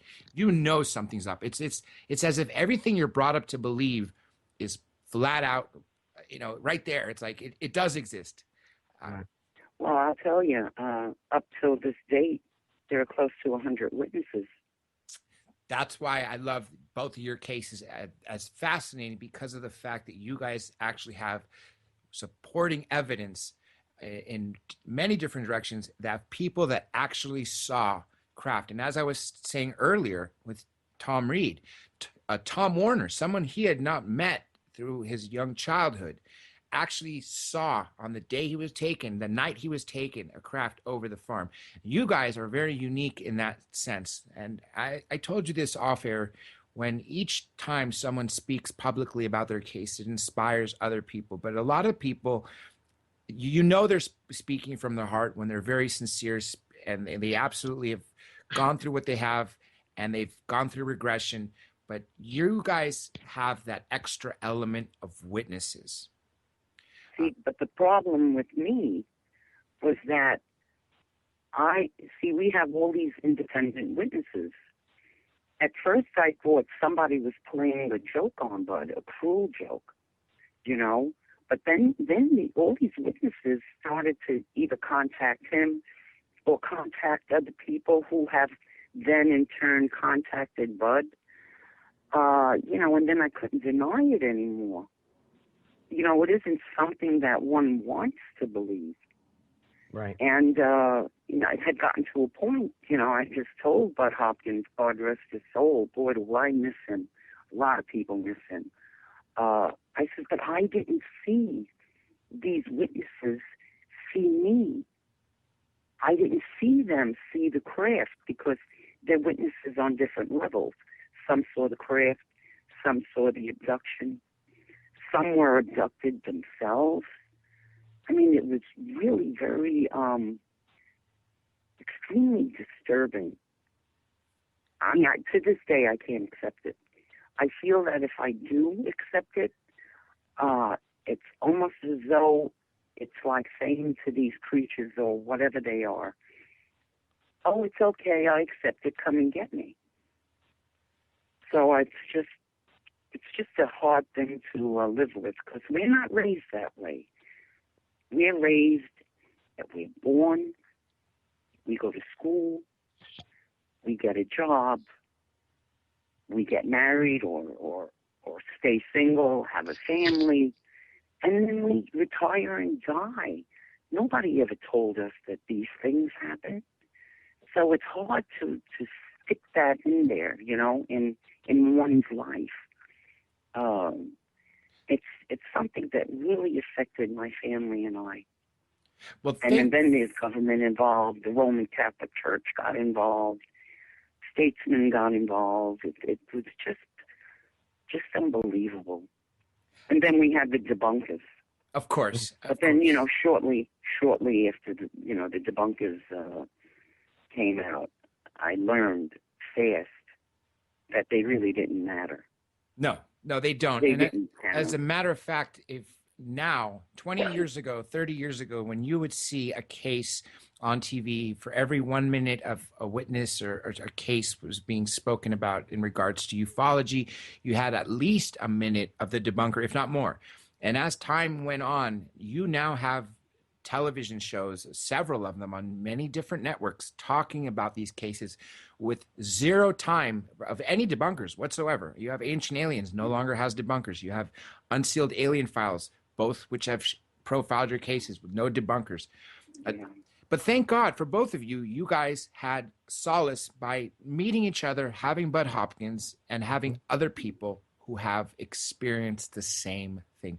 Linda, take us to you know, poor Bud. I mean, he was on his deathbed, and his ex-wife, you know, she's, I guess, was very angry at him. You know, they had the divorce and whatnot. Oh man, she tortured him. You know, by using people that Bud cared about as tools to hurt him. So she debunked my case. Meanwhile, she wasn't even in his life until my case was over. She knew nothing of it. You know, it was just such a sad thing, you know. But you go ahead. Well, those are the people. I just had to stick that in. Well, no, that's good. That's good because you're honoring Bud, and Bud was helpful. He was a good man. Exactly, he was helpful to so many people, and he inspired so many people to follow in his work. And I'm really thankful that there are people that do follow in his work, such as Yvonne Smith, Barbara Lamb, Kathleen Martin, to name a few, who are continuing in his footsteps. And of course, there was John Mack, who sadly also passed away over a decade ago. But Linda, let's go now to where you and Tom finally intersected and spoke together at that conference and finally started to exchange some information and realize that not only did you have the same lawyer involved in your case, both of you, the United Nations became a big ordeal because Tom's case was being presented there when the UN Secretary General, despite him not wanting to come forward, the fact that his people came forward, witnessed your case. And so obviously it's a coincidence, but at the same time, it's very important. Let's go to that part. Yeah, that thing, on November 30th, 1989, when when this all occurred, we were told that there was a motorcade that came from the UN that early morning. They said they had a closed door session, and the motorcade, moved further downtown on Manhattan. I meet Tom last summer in Maine, and he presented me with a letter that his attorney had written. And I don't know, I was just wondering why he was interested in my case. I guess it's because Tom's case was presented at the UN. Am I right, Tom? But that letter actually was written on October 5th, 3 days afterwards. So the way that what I get from this letter, what I take from it, is that Bud was at the same. He presented at that 33-426 Symposium in 1992, and so did my attorney, along with Mac and a few others. So what I think that's happened, when my case became public in 1992. Yeah, right, and I think exactly, and I think what happened was my attorney had spoken to Bud there. Like she said a moment ago, if I can just back up for a second, that a lot of these conversations are closed door.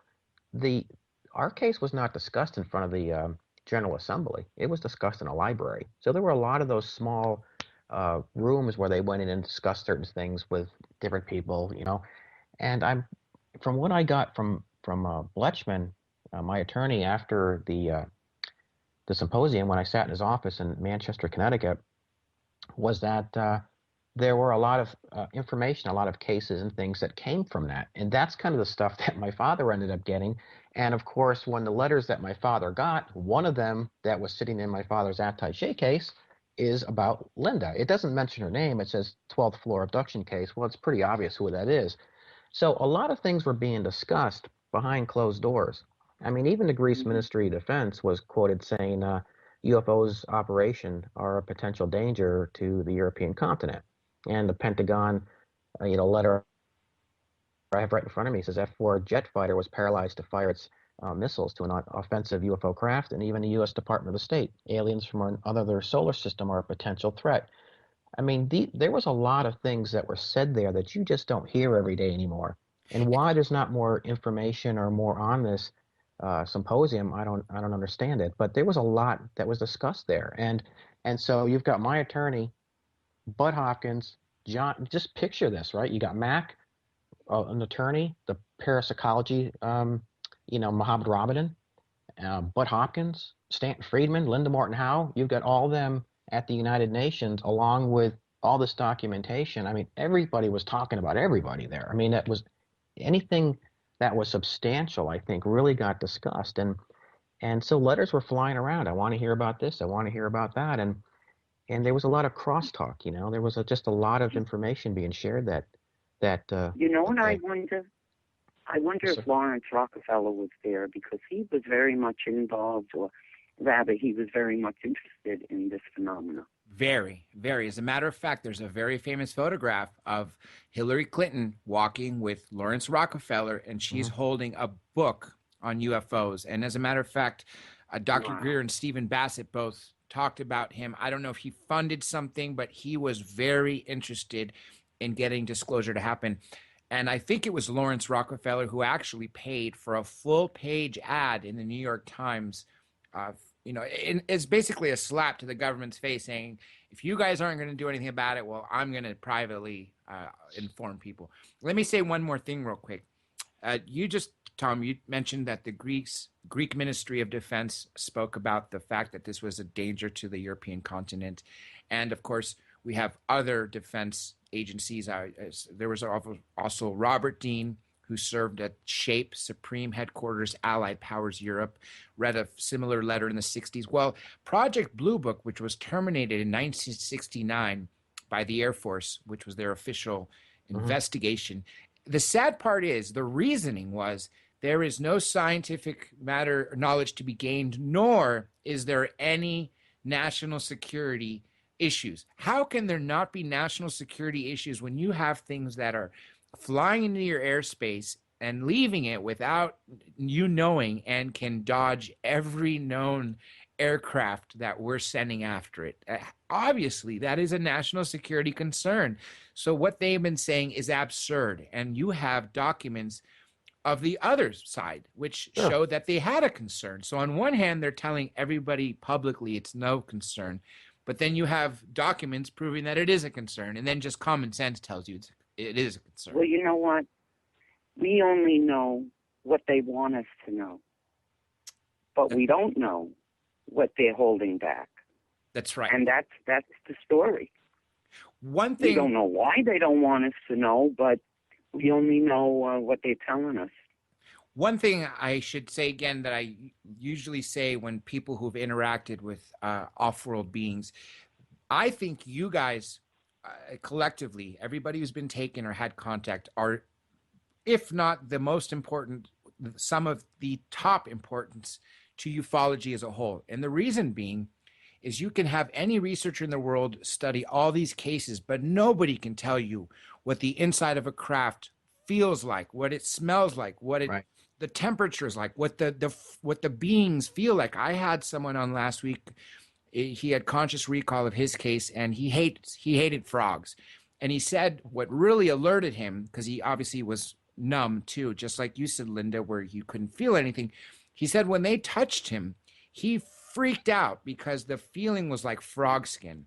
Those details are not something you would, if you're fabricating a story, you don't really go as far to talk about the smell like you just did, Linda, or to talk about the feel. So you guys, once disclosure happens, who is everyone's going to turn to for answers. And that's why it is so important that you guys continue to speak out.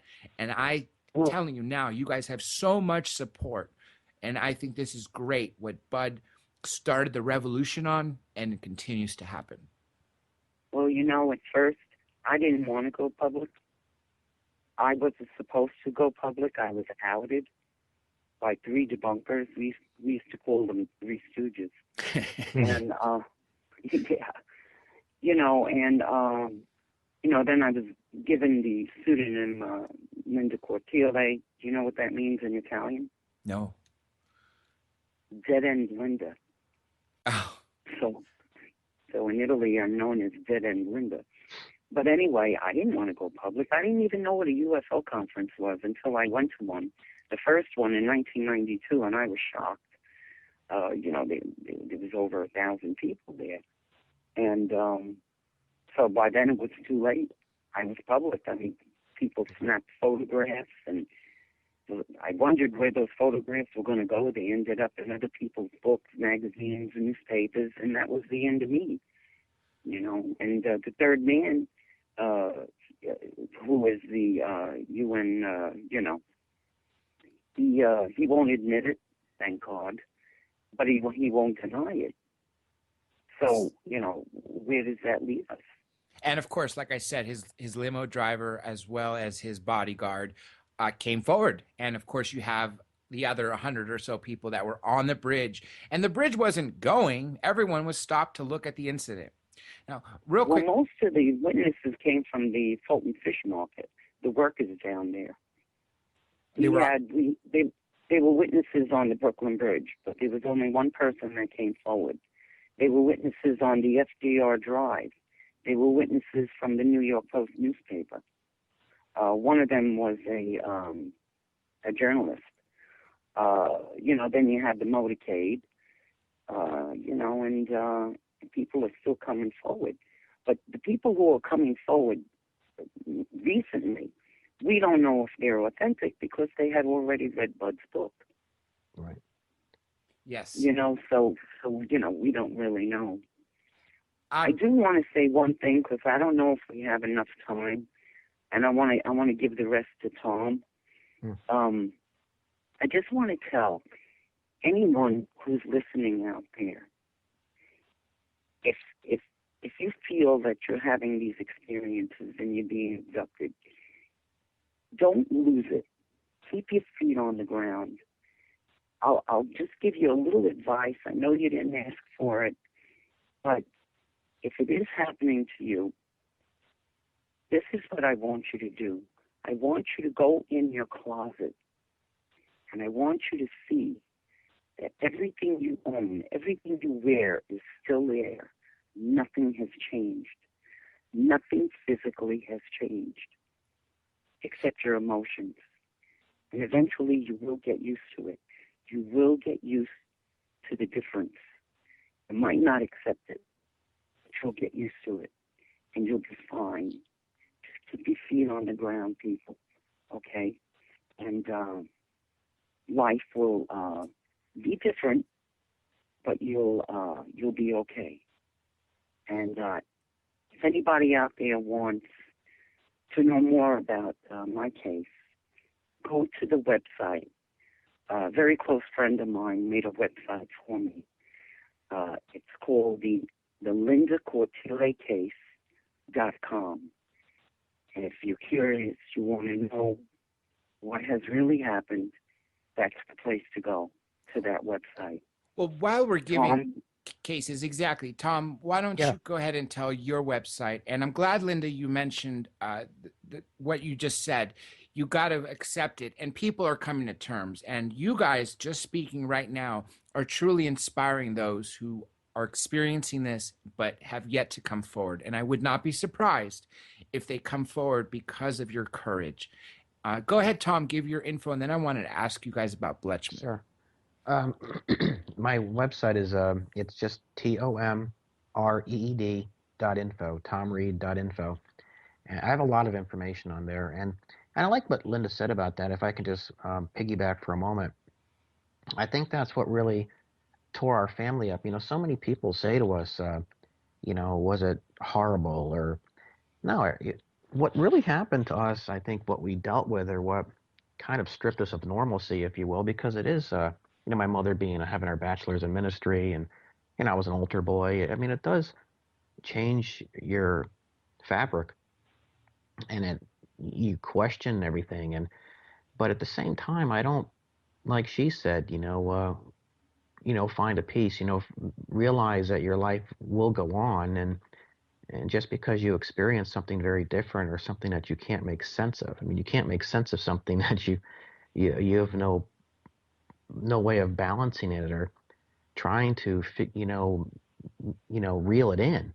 It just is what it is, and you have to move on. But I think with our case, what really made it so difficult for us was that we had that little Village Green restaurant in the center of Sheffield Center, and it became like the main hub for all the kids in the area to park their bikes there and come in for, vanilla floats and that sort of thing. And it became so difficult because the town became divided. We didn't live in a city like Linda did. We had a small town, and a very small town, and it divided the town, and it became very hard for our family to stay there. There were the ones that were very supportive, and of course the ones who weren't. But at the same time, once we moved and got away from it and started over, like Linda said, we had each other. I had my brother, and he's still struggling with it, believe it or not.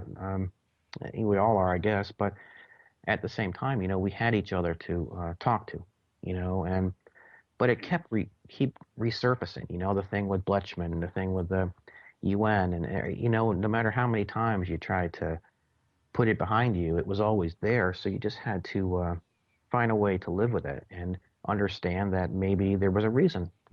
I talked to Linda about our blood types. The one, really looking into that and questioning or putting more stock into the fact that maybe there is more to the Rh negative bloodline. And I think you said you were O negative too, right?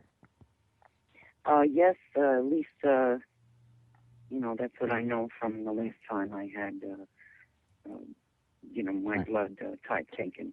Well, according to Yvonne Smith, almost, if not all, most, I want to say, because the reason why I'm saying most is to cover myself in case I'm wrong, but almost every case she's presented me, if not all, each person has that blood type. And so it's almost a commonality, which I would presume, since these beings usually follow family lines, it's very probable that your generations above you and below you are also involved. So that is possibly Well, why. here's something else, if I can interrupt for a moment. Here's something unique before we run out of time. I do think there is something to the O negative. I really do. And I'm not sure if you know this or not, but during this started way back when, during the the 60s in Vietnam, where the government started tracking everybody with O negative blood because you were the universal donor. So Linda and I, if you want to get back to the whole political thing again, we were tracked from birth by the U.S. government because we were O negative blood. Yeah. Oh, I see what you mean. Yeah. And so again, we were kind of thrown into that whole, governmental, red flag from the beginning. And it just, again, there's just a lot of little different things. But I do, I'm starting to put more stock into that, and I think that the O negative bloodline, I think, was probably the original blood type of man. And I think it's a good platform to build on. And I think this has a lot to do with genes and DNA and that sort of thing. So anyway, I don't know. There are a lot of abductees out there that don't have that blood type. That's true. They may very well be first generation. Yeah, but do their families? I look at what happened with us. There's 9 of us that are Rh negative. Now we're not all O negative.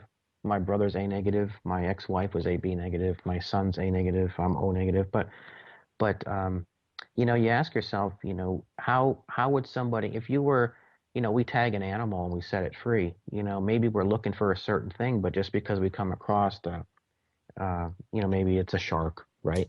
It may not be the shark we're looking for, the type of shark, but we still tag it and set it free until we find what we're looking for. So I think this probably happens to a lot of people. It doesn't necessarily mean they're all O negative, but I think the majority, and certainly from talking to Yvonne as well, and David Jacobs and the rest, of those I respect, I think that they've helped immensely. I think you're going to find that the ones who have repeat contact, there might be something to their blood type more so than those who aren't Rh negative. But that's not my field of expertise. But it just seems. I'll tell you though, I worry about, especially if the blood passed away. Mm-hmm. I worry about a lot of abductees out there that don't have the support I had. Some of them don't have support group meetings to go to, so that, the reason for these support groups is so that, these poor people don't feel weird or isolated, or just feel left out of things, and I worry about them. I really do, because there are people out there that don't have any support, and I wish I could help them, but, right. Well, I think you are, Linda. Honestly, I really think both of you are as we speak. And the fact that all these support groups are popping up, and again, just by you directing them to your website will make them realize that they're not alone and they will seek out help. I got a question a tweet directed here. One, I think someone's going to be writing one for you, Linda, in a second. This one is directed to you, Tom. Uh-huh. This is from Miss Michelle. It's retweeted by her, from which originally Ruth Perkins Caudill. If I mispronounced that, please forgive me. Hi, Michelle. Said, read, please say what happened after the white/envelope window appeared in the bedroom with you and your brother. That was actually my son. Yeah, wow. That was fairly recent. That was really the only other encounter, I should say, that my brother and I piggybacked around the same time. We both had an experience. His was more documented, so we focused more on Brownsburg because that's where all the investigative teams went and everything, and that's where the evidence really stemmed from, so we focused on Brownsburg. My son was actually, okay. It was 2:20 in the morning, give or take. And then again, I don't talk about this much because it's one of the few things that I still find, again, hard to talk about because it's more recent. It was pitch dark. I was laying in my bed and I had white sweatpants on with stripes down the side of it, and they were fairly new. And I woke, and I was, like Linda said, I was wide awake. And my feet were almost straight up towards the ceiling fan. My neck and shoulders were on the bed, and the room was lit up. I could see the clock. I could see what time it was. And I was like in a panic. I had a hard time breathing. It was like I had a cork in my throat. And I couldn't really move anything. I remember my mother referencing how it felt like she was confined to like a mannequin. You could only move her hands and her feet. Yet I was asking myself, how come my pant legs, this is how aware I was, how come my pant leg was not sliding down my legs? Because it wasn't like an elastic at the bottom of them. They were just stayed right there. And then I remember being shifted, and I was actually rotated to the right as if I had a tanning bed in my bedroom at the time. And now it was like fragmented, but now I'm over my tanning bed. And I was looking back. I was able to turn my head in my eyes, and I was able to see that the numbers on my clock. And I knew if it changed another minute, I couldn't hold my breath that long. I mean, I was counting the minutes here because felt like I was choking. And but as hard as it was for me to move my arms, I was able to move my left arm just a little bit, but it was like pushing against a solid wall. I mean, it was that whatever was around me or whatever was keeping me elevated. I didn't feel hands. I didn't feel a board. My pant leg didn't slide down. It was almost like there was absolutely no atmosphere in my room, is really what it felt like. And I was and yet I was straight as a board. I wasn't, bent, or my back wasn't bent over. I was level as could be. And then it was just bang. It was like it was over, and I was on top of my bed again. I jumped up and I ran into the bathroom, and I sat on the toilet, and I turned on the faucet, and I was, dousing my face with water and everything, and I was catching my breath, and I was like, what the hell was that, And then I heard a scream. As a matter of fact, the boy that was with my son, when I ran in there, and what she was referring to, that little window over my son's bed, he's actually here downstairs right now, and he doesn't visit that often, so there's another coincidence. But anyway, I heard the scream, and I ran down the hallway, and my son had the bonus room, over the garage. It's a big room, and his friend Thomas was on a mattress on the floor and had spent the night, and my son was sitting straight up and just sweaty and like almost like drenched in sweat. And he was just like he saw a ghost, and I was really still at this point really shook up. But I mean, it was just a moment in our lives that we'll never forget. And I grabbed him. Are you okay? And he really wasn't even almost responding to me at first. He was just sitting there like as stiff as a board. I said, "You okay? You okay?" And then his friend Thomas, who was on the floor there from Florida, Jensen Beach, he said, "Oh my God, I saw this whole room like light up earlier, and then it was he's like just basically collapsed back on the mattress we had on the floor for him." And I looking at my son like, what happened? And all he would say was that it looked like a silk pillowcase that was over his bed, like the size of a pillowcase, but like a silk. And it was like a squarish window that was over his bed. And in some respects, I say, well, why did that scare you so much? But it was like he was about to go through it, almost. And I've never really shared my thoughts on like something dimensional or what have you. And I really don't know where to go with that. I can just say that I know there is something very different about my son, his abilities and his talents and his intuition and his tests. I mean, he's had tests from Crystal Lake School, Miami Children's Hospital, right here in Knoxville. I mean, he's always tested off the charts when it comes to a form of remote viewing or sensory. And I've got all the records here. It's going to go in a book when I finally write one. But the point I'm trying to make is that, again, this has something. I know it has something to do with our family, and I try to walk carefully, and I try to say, okay, well, maybe we were just caught in a crossfire or something, but there is something here, and he's really shook up about it, and he's still, for the longest time afterwards, we slept with both our doors open. I mean, it affected me and him that much that I would, at my age, and he's a quarterback, a high school quarterback, we would not sleep in this house after that for probably months without our doors open and a light in the hallway, plugged into the outlet, a little dome light. We just had to. I couldn't sleep. I couldn't go to sleep after 2:30 anymore. My whole biological clock got screwed up. I had to stay up. I couldn't sleep. until after that clock would tick after 2:30, and then I would be all right. But This absolutely causes PTSD, and that's why it's such a big thing. Tom, I hate. Well, that's what happened with my brother. That's what I was saying earlier. When this thing happened with Brownsburg with him, he's become very isolated. He doesn't come to family functions. He didn't come over for Christmas. That kind of thing. So you're right. It does. It's very hard. But like Linda said, you work through it. And my brother will tell you, it's kind of like you're driving down the road and you accidentally hit a dog. You have to put in your head there that, okay, it was a raccoon or it was something else. You have to kind of let it go. You've got to, find a way that you can deal with it, put it behind you and move on. Otherwise, it'll eat you alive. Exactly. And this is why these support groups are so important. We got a little over 5 minutes left. So what I want to do Linda. I want to ask Linda a question, and then I want you both to basically speak whatever you want to tell to anybody out there going through this or any message you want to get across.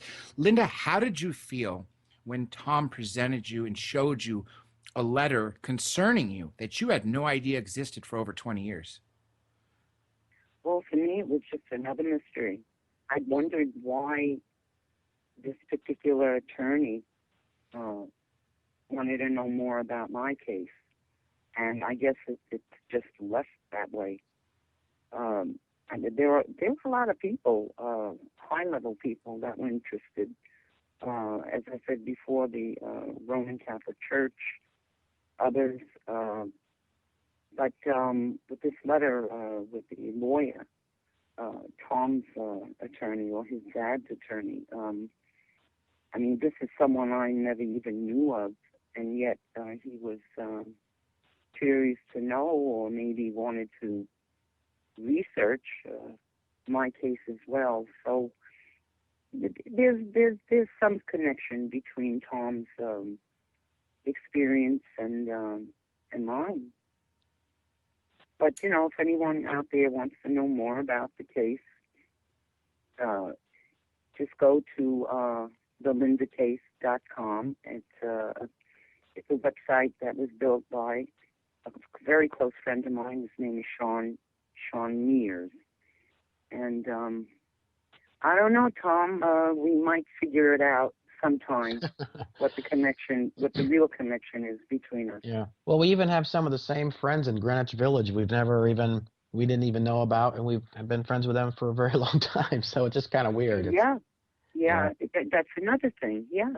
We found out that we have the same friends. They're newer friends for me, older friends for Tom, and they're good people too. Yes, exactly. And so many of the people that are involved are not doing this for any money reasons or for any other reasons other than to help you. And of course, the people that are suffering from PTSD, most like you guys, you don't want the publicity. You just wanted to work through this. And when so when you factor that in, when those debunkers say, they're trying to sell books or they're trying to get on television, it's nonsense. Yeah, you want to hear something funny? Yeah. They at one time said that Bud was bilking the case, because he had written the book Witness. And I said to myself, do any of these debunkers go to work and expect to work for nothing? Don't they come home with a paycheck every week? So why would Bud Hopkins write a book and not get paid for his work? He never charged abductees for the hypnosis sessions or the support group meetings. But, God forbid, he should write a book and make a few bucks on it. It's just so ludicrous. Well, you're entitled to. I've gotten to a point I just couldn't, I says, it really doesn't matter because they're such morons, Yeah. Well, that's one of the reasons I put off. If you have a, That's one of the reasons I put off writing a book, because the next thing you know, someone's going to say, they're just trying to write a book. And so, well, I haven't written a book in 25 years. Yeah. And I think that one of these days I'll have a book. Everyone else wrote about my case. In fact, this year is the 25th anniversary of my case. I think it's about time one of these days I'll have a book. Exactly. And see, this is why this topic is important right now, because so many people are coming forward. Recently, I think I told you this off air, Captain Robert Soulless dropped a bombshell on my show that was going on before I came on this network. And basically, we were expecting to talk about Maelstrom, and no, he dropped a bombshell that he was taken in 1985. Colin Andrews, over 30 years speaking on crop circles, held a secret that in 1955 he was taken as a young child. The time to come forward is now, people. All you listening out there who are suffering, don't be afraid. Look at these two brave souls who are right now giving their all, telling you what it is. Now, we are literally down to a couple minutes, and I want to give each of you a chance for a final message, whatever you want. Let's start with you, Tom, then we'll go to Linda, and then I'll close it out. Well, I just think that what has been very helpful for us is that we had a very close family. You know, there has been suggested because of the political ties in our family that, you know, it was kind of a cold setup. No, we were very warm, very loving for each other, very close, you know, and we were there for each other. And I would say that if there is anything that will get you through this, it's the support of your loved ones and family and friends. Now, my brother will tell you, yeah, we've lost a lot of friends. Sure we have. But we've also made some new friends. And if your friends are not going to accept something that happens to you, whether it's this topic or something else, then they're not really good friends, and they're gonna find a reason down the road to walk anyway. But it's those that are there for you in the tough times that become your closest friends, and the ones that you know, you share the holidays with. And so, with that said, my brother and I are close, but we're both dealing with something. But my son and I are very close, and I've started to see something in him, but you know, I give him a good hug and a kiss on the forehead, and I support him 100%, and he's there for me, and he's even spoken at an event with me before. So, you know, it's a half full or half empty, and for us, it's going to be half full from here on out. That's right. Linda, I'm sorry for being so pressed on time, but we got about literally 30 seconds. Go ahead and give your final message to all your to everybody listening out there, fans of your cases. All of those who have experienced what I have, get on with your life. Because you know what? Whether you get on with your life or not, it's not going to change anything. All right, everybody. I hope you truly enjoy that. Those were some awesome guests. Yes, we went a little bit over. Now, that was a repeat. I did promise you 2 hours of Linda, not Linda Moulton Howe. Yes, we do have lots of Linda Moulton Howe videos that you can, or audios with cool footage provided by the one and only Jaime Mousson, who was kind enough when I asked him if I can have some videos to put on YouTube so you guys can have something to see as eye candy while you're listening to the interviews. Not only did he hand me some videos, he gave me 500 plus videos, and he uses the rule of 3, meaning that, you know, you get a video and you speak to the photographer. B, or 2, you find a corroborating witness. And of course, the third one, the most important, is you have to have another piece of evidence.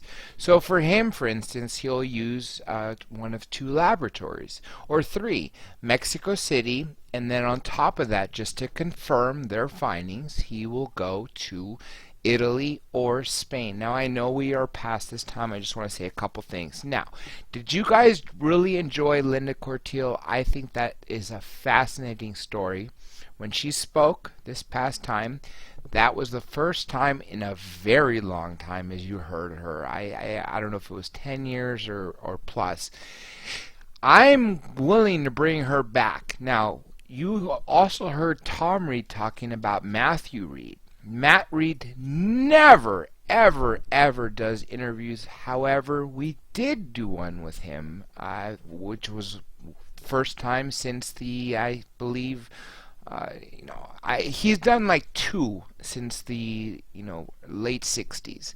One of them being a local radio station out there. I'm not talking about tabloids or newspapers, which he was. And then he did something else around 2006, 2007. I'm not sure what year, but we secured him. That is available on YouTube. All you have to do is just go on YouTube and find it. Now, my channel has all these catchy titles, so it might be Rare. I think it says Rare Matt Reed Tells All. But if you guys want him back, I will bring him back. It's all a matter of you guys and gals. This show is all about you, the listener. If you guys weren't listening or paying attention or giving me suggestions, I wouldn't be doing this. I could just personally call them and get the information I want for myself. That's how this started. But when I realized that you guys really cared for what was being asked and that I was asking questions that weren't asked by other people, then I decided, well, let's turn this into a radio show, which was a win-win because the people, rather than, giving an hour, 2 hours of time to me just for a private conversation, said, okay, well, maybe I can get my books or my tale or my movies, out more in the open. And so therefore it was a win-win. So I decided to do that. That is how this show began. All by accident. I guess law school had something to do with it because of my the way I question people. But you could see the passion. I hope you could see it because I've been involved paying attention in this 32 years, going on 32 years. Now, I also must mention that I do want to expand to do mainstream stuff. That is exactly why we brought the Gambino Enforcer. And also that is exactly why we have politicians and physicists and so much more. So here's a couple things I want to throw out to you guys. What about Robert Ballard, the guy who discovered the Titanic wreck site in 85, 86, in that area of time frame? If you guys say you want him, I can get him. Now, I got to be honest with you. I have never had anyone say no because of the resume of guests I've had, except one guest, and that was George Walker Bush. That's right, George W. Bush. And one day, for the heck of it, maybe on air, I will read the email response I got from his secretary, or I'll just put it on the website. But I don't want to get in trouble because, it was a private communication turned public. But it was more like a form letter.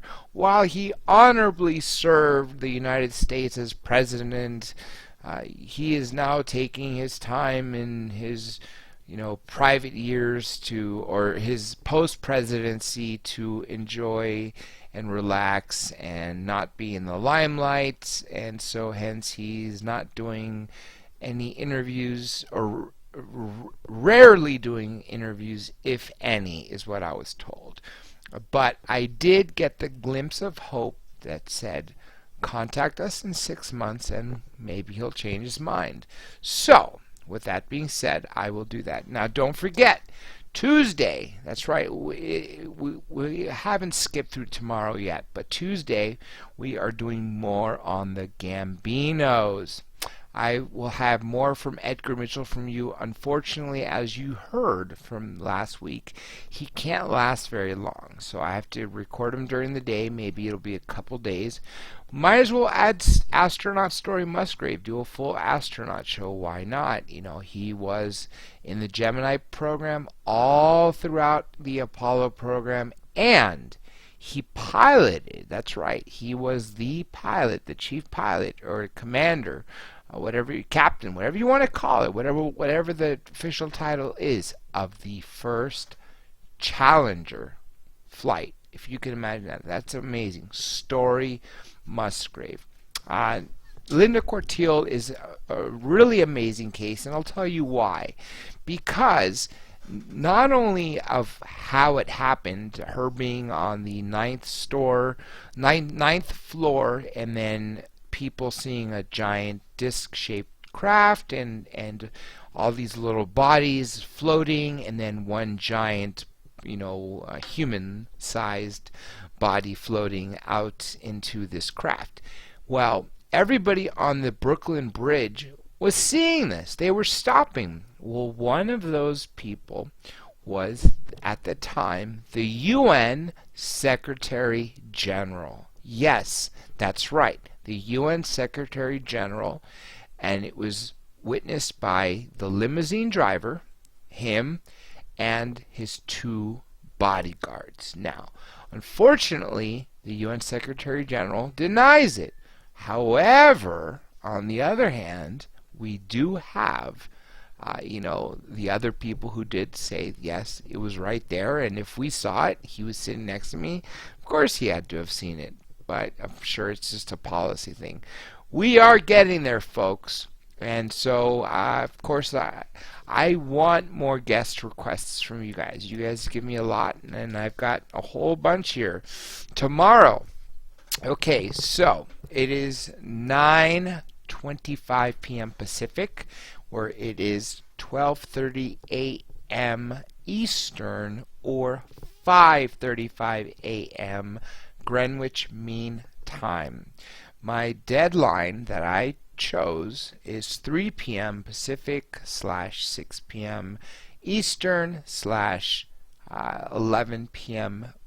GMT to decide on what we're going to do tomorrow. I was thinking of doing an all-star replay of maybe somebody you truly enjoyed of a 2-hour show, or maybe package 2 1-hour shows, or open lines. What about a 1-hour show of politics and then open lines? We will all know tomorrow, but don't forget Tuesday for sure is the Gambinos. That's right, it's important, and they're not really the Gambino because Carlo Gambino died. It's just the family that bears his name, the Mafia.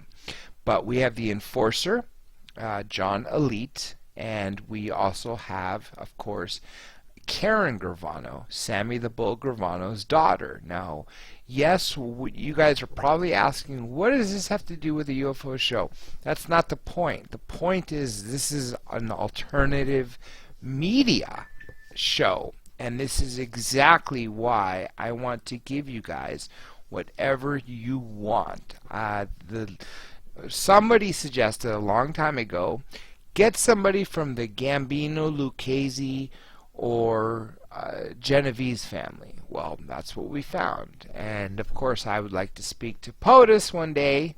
That is the only one that I don't even think they're giving him the messages. Maybe when Barack is off, the stand, or, he's no longer POTUS, he may be more forthcoming, but nonetheless, the only one person that has said no to this date is George Walker Bush. But in the meantime, don't forget to go to YouTube, youtube.com / Dr. J Radio Live / DRJ Radio Live, LIVE. You'll find over 100 plus videos, which are almost all radio shows, and please be patient as the next 300 or so that are missing are going to be uploaded. Now, if you guys out there really want to hear them, all you have to do is just use the contact button and I will get them to you. With that being said, I'm going to let you hear some Friends, and as we close with this music, I'm Dr. J, and I am signing out of Dr. J Radio Live. I'm Art Bell, and you're listening to Dr. J Radio Live. This is George Tsoukalos, and you're listening to Dr. J Radio Live.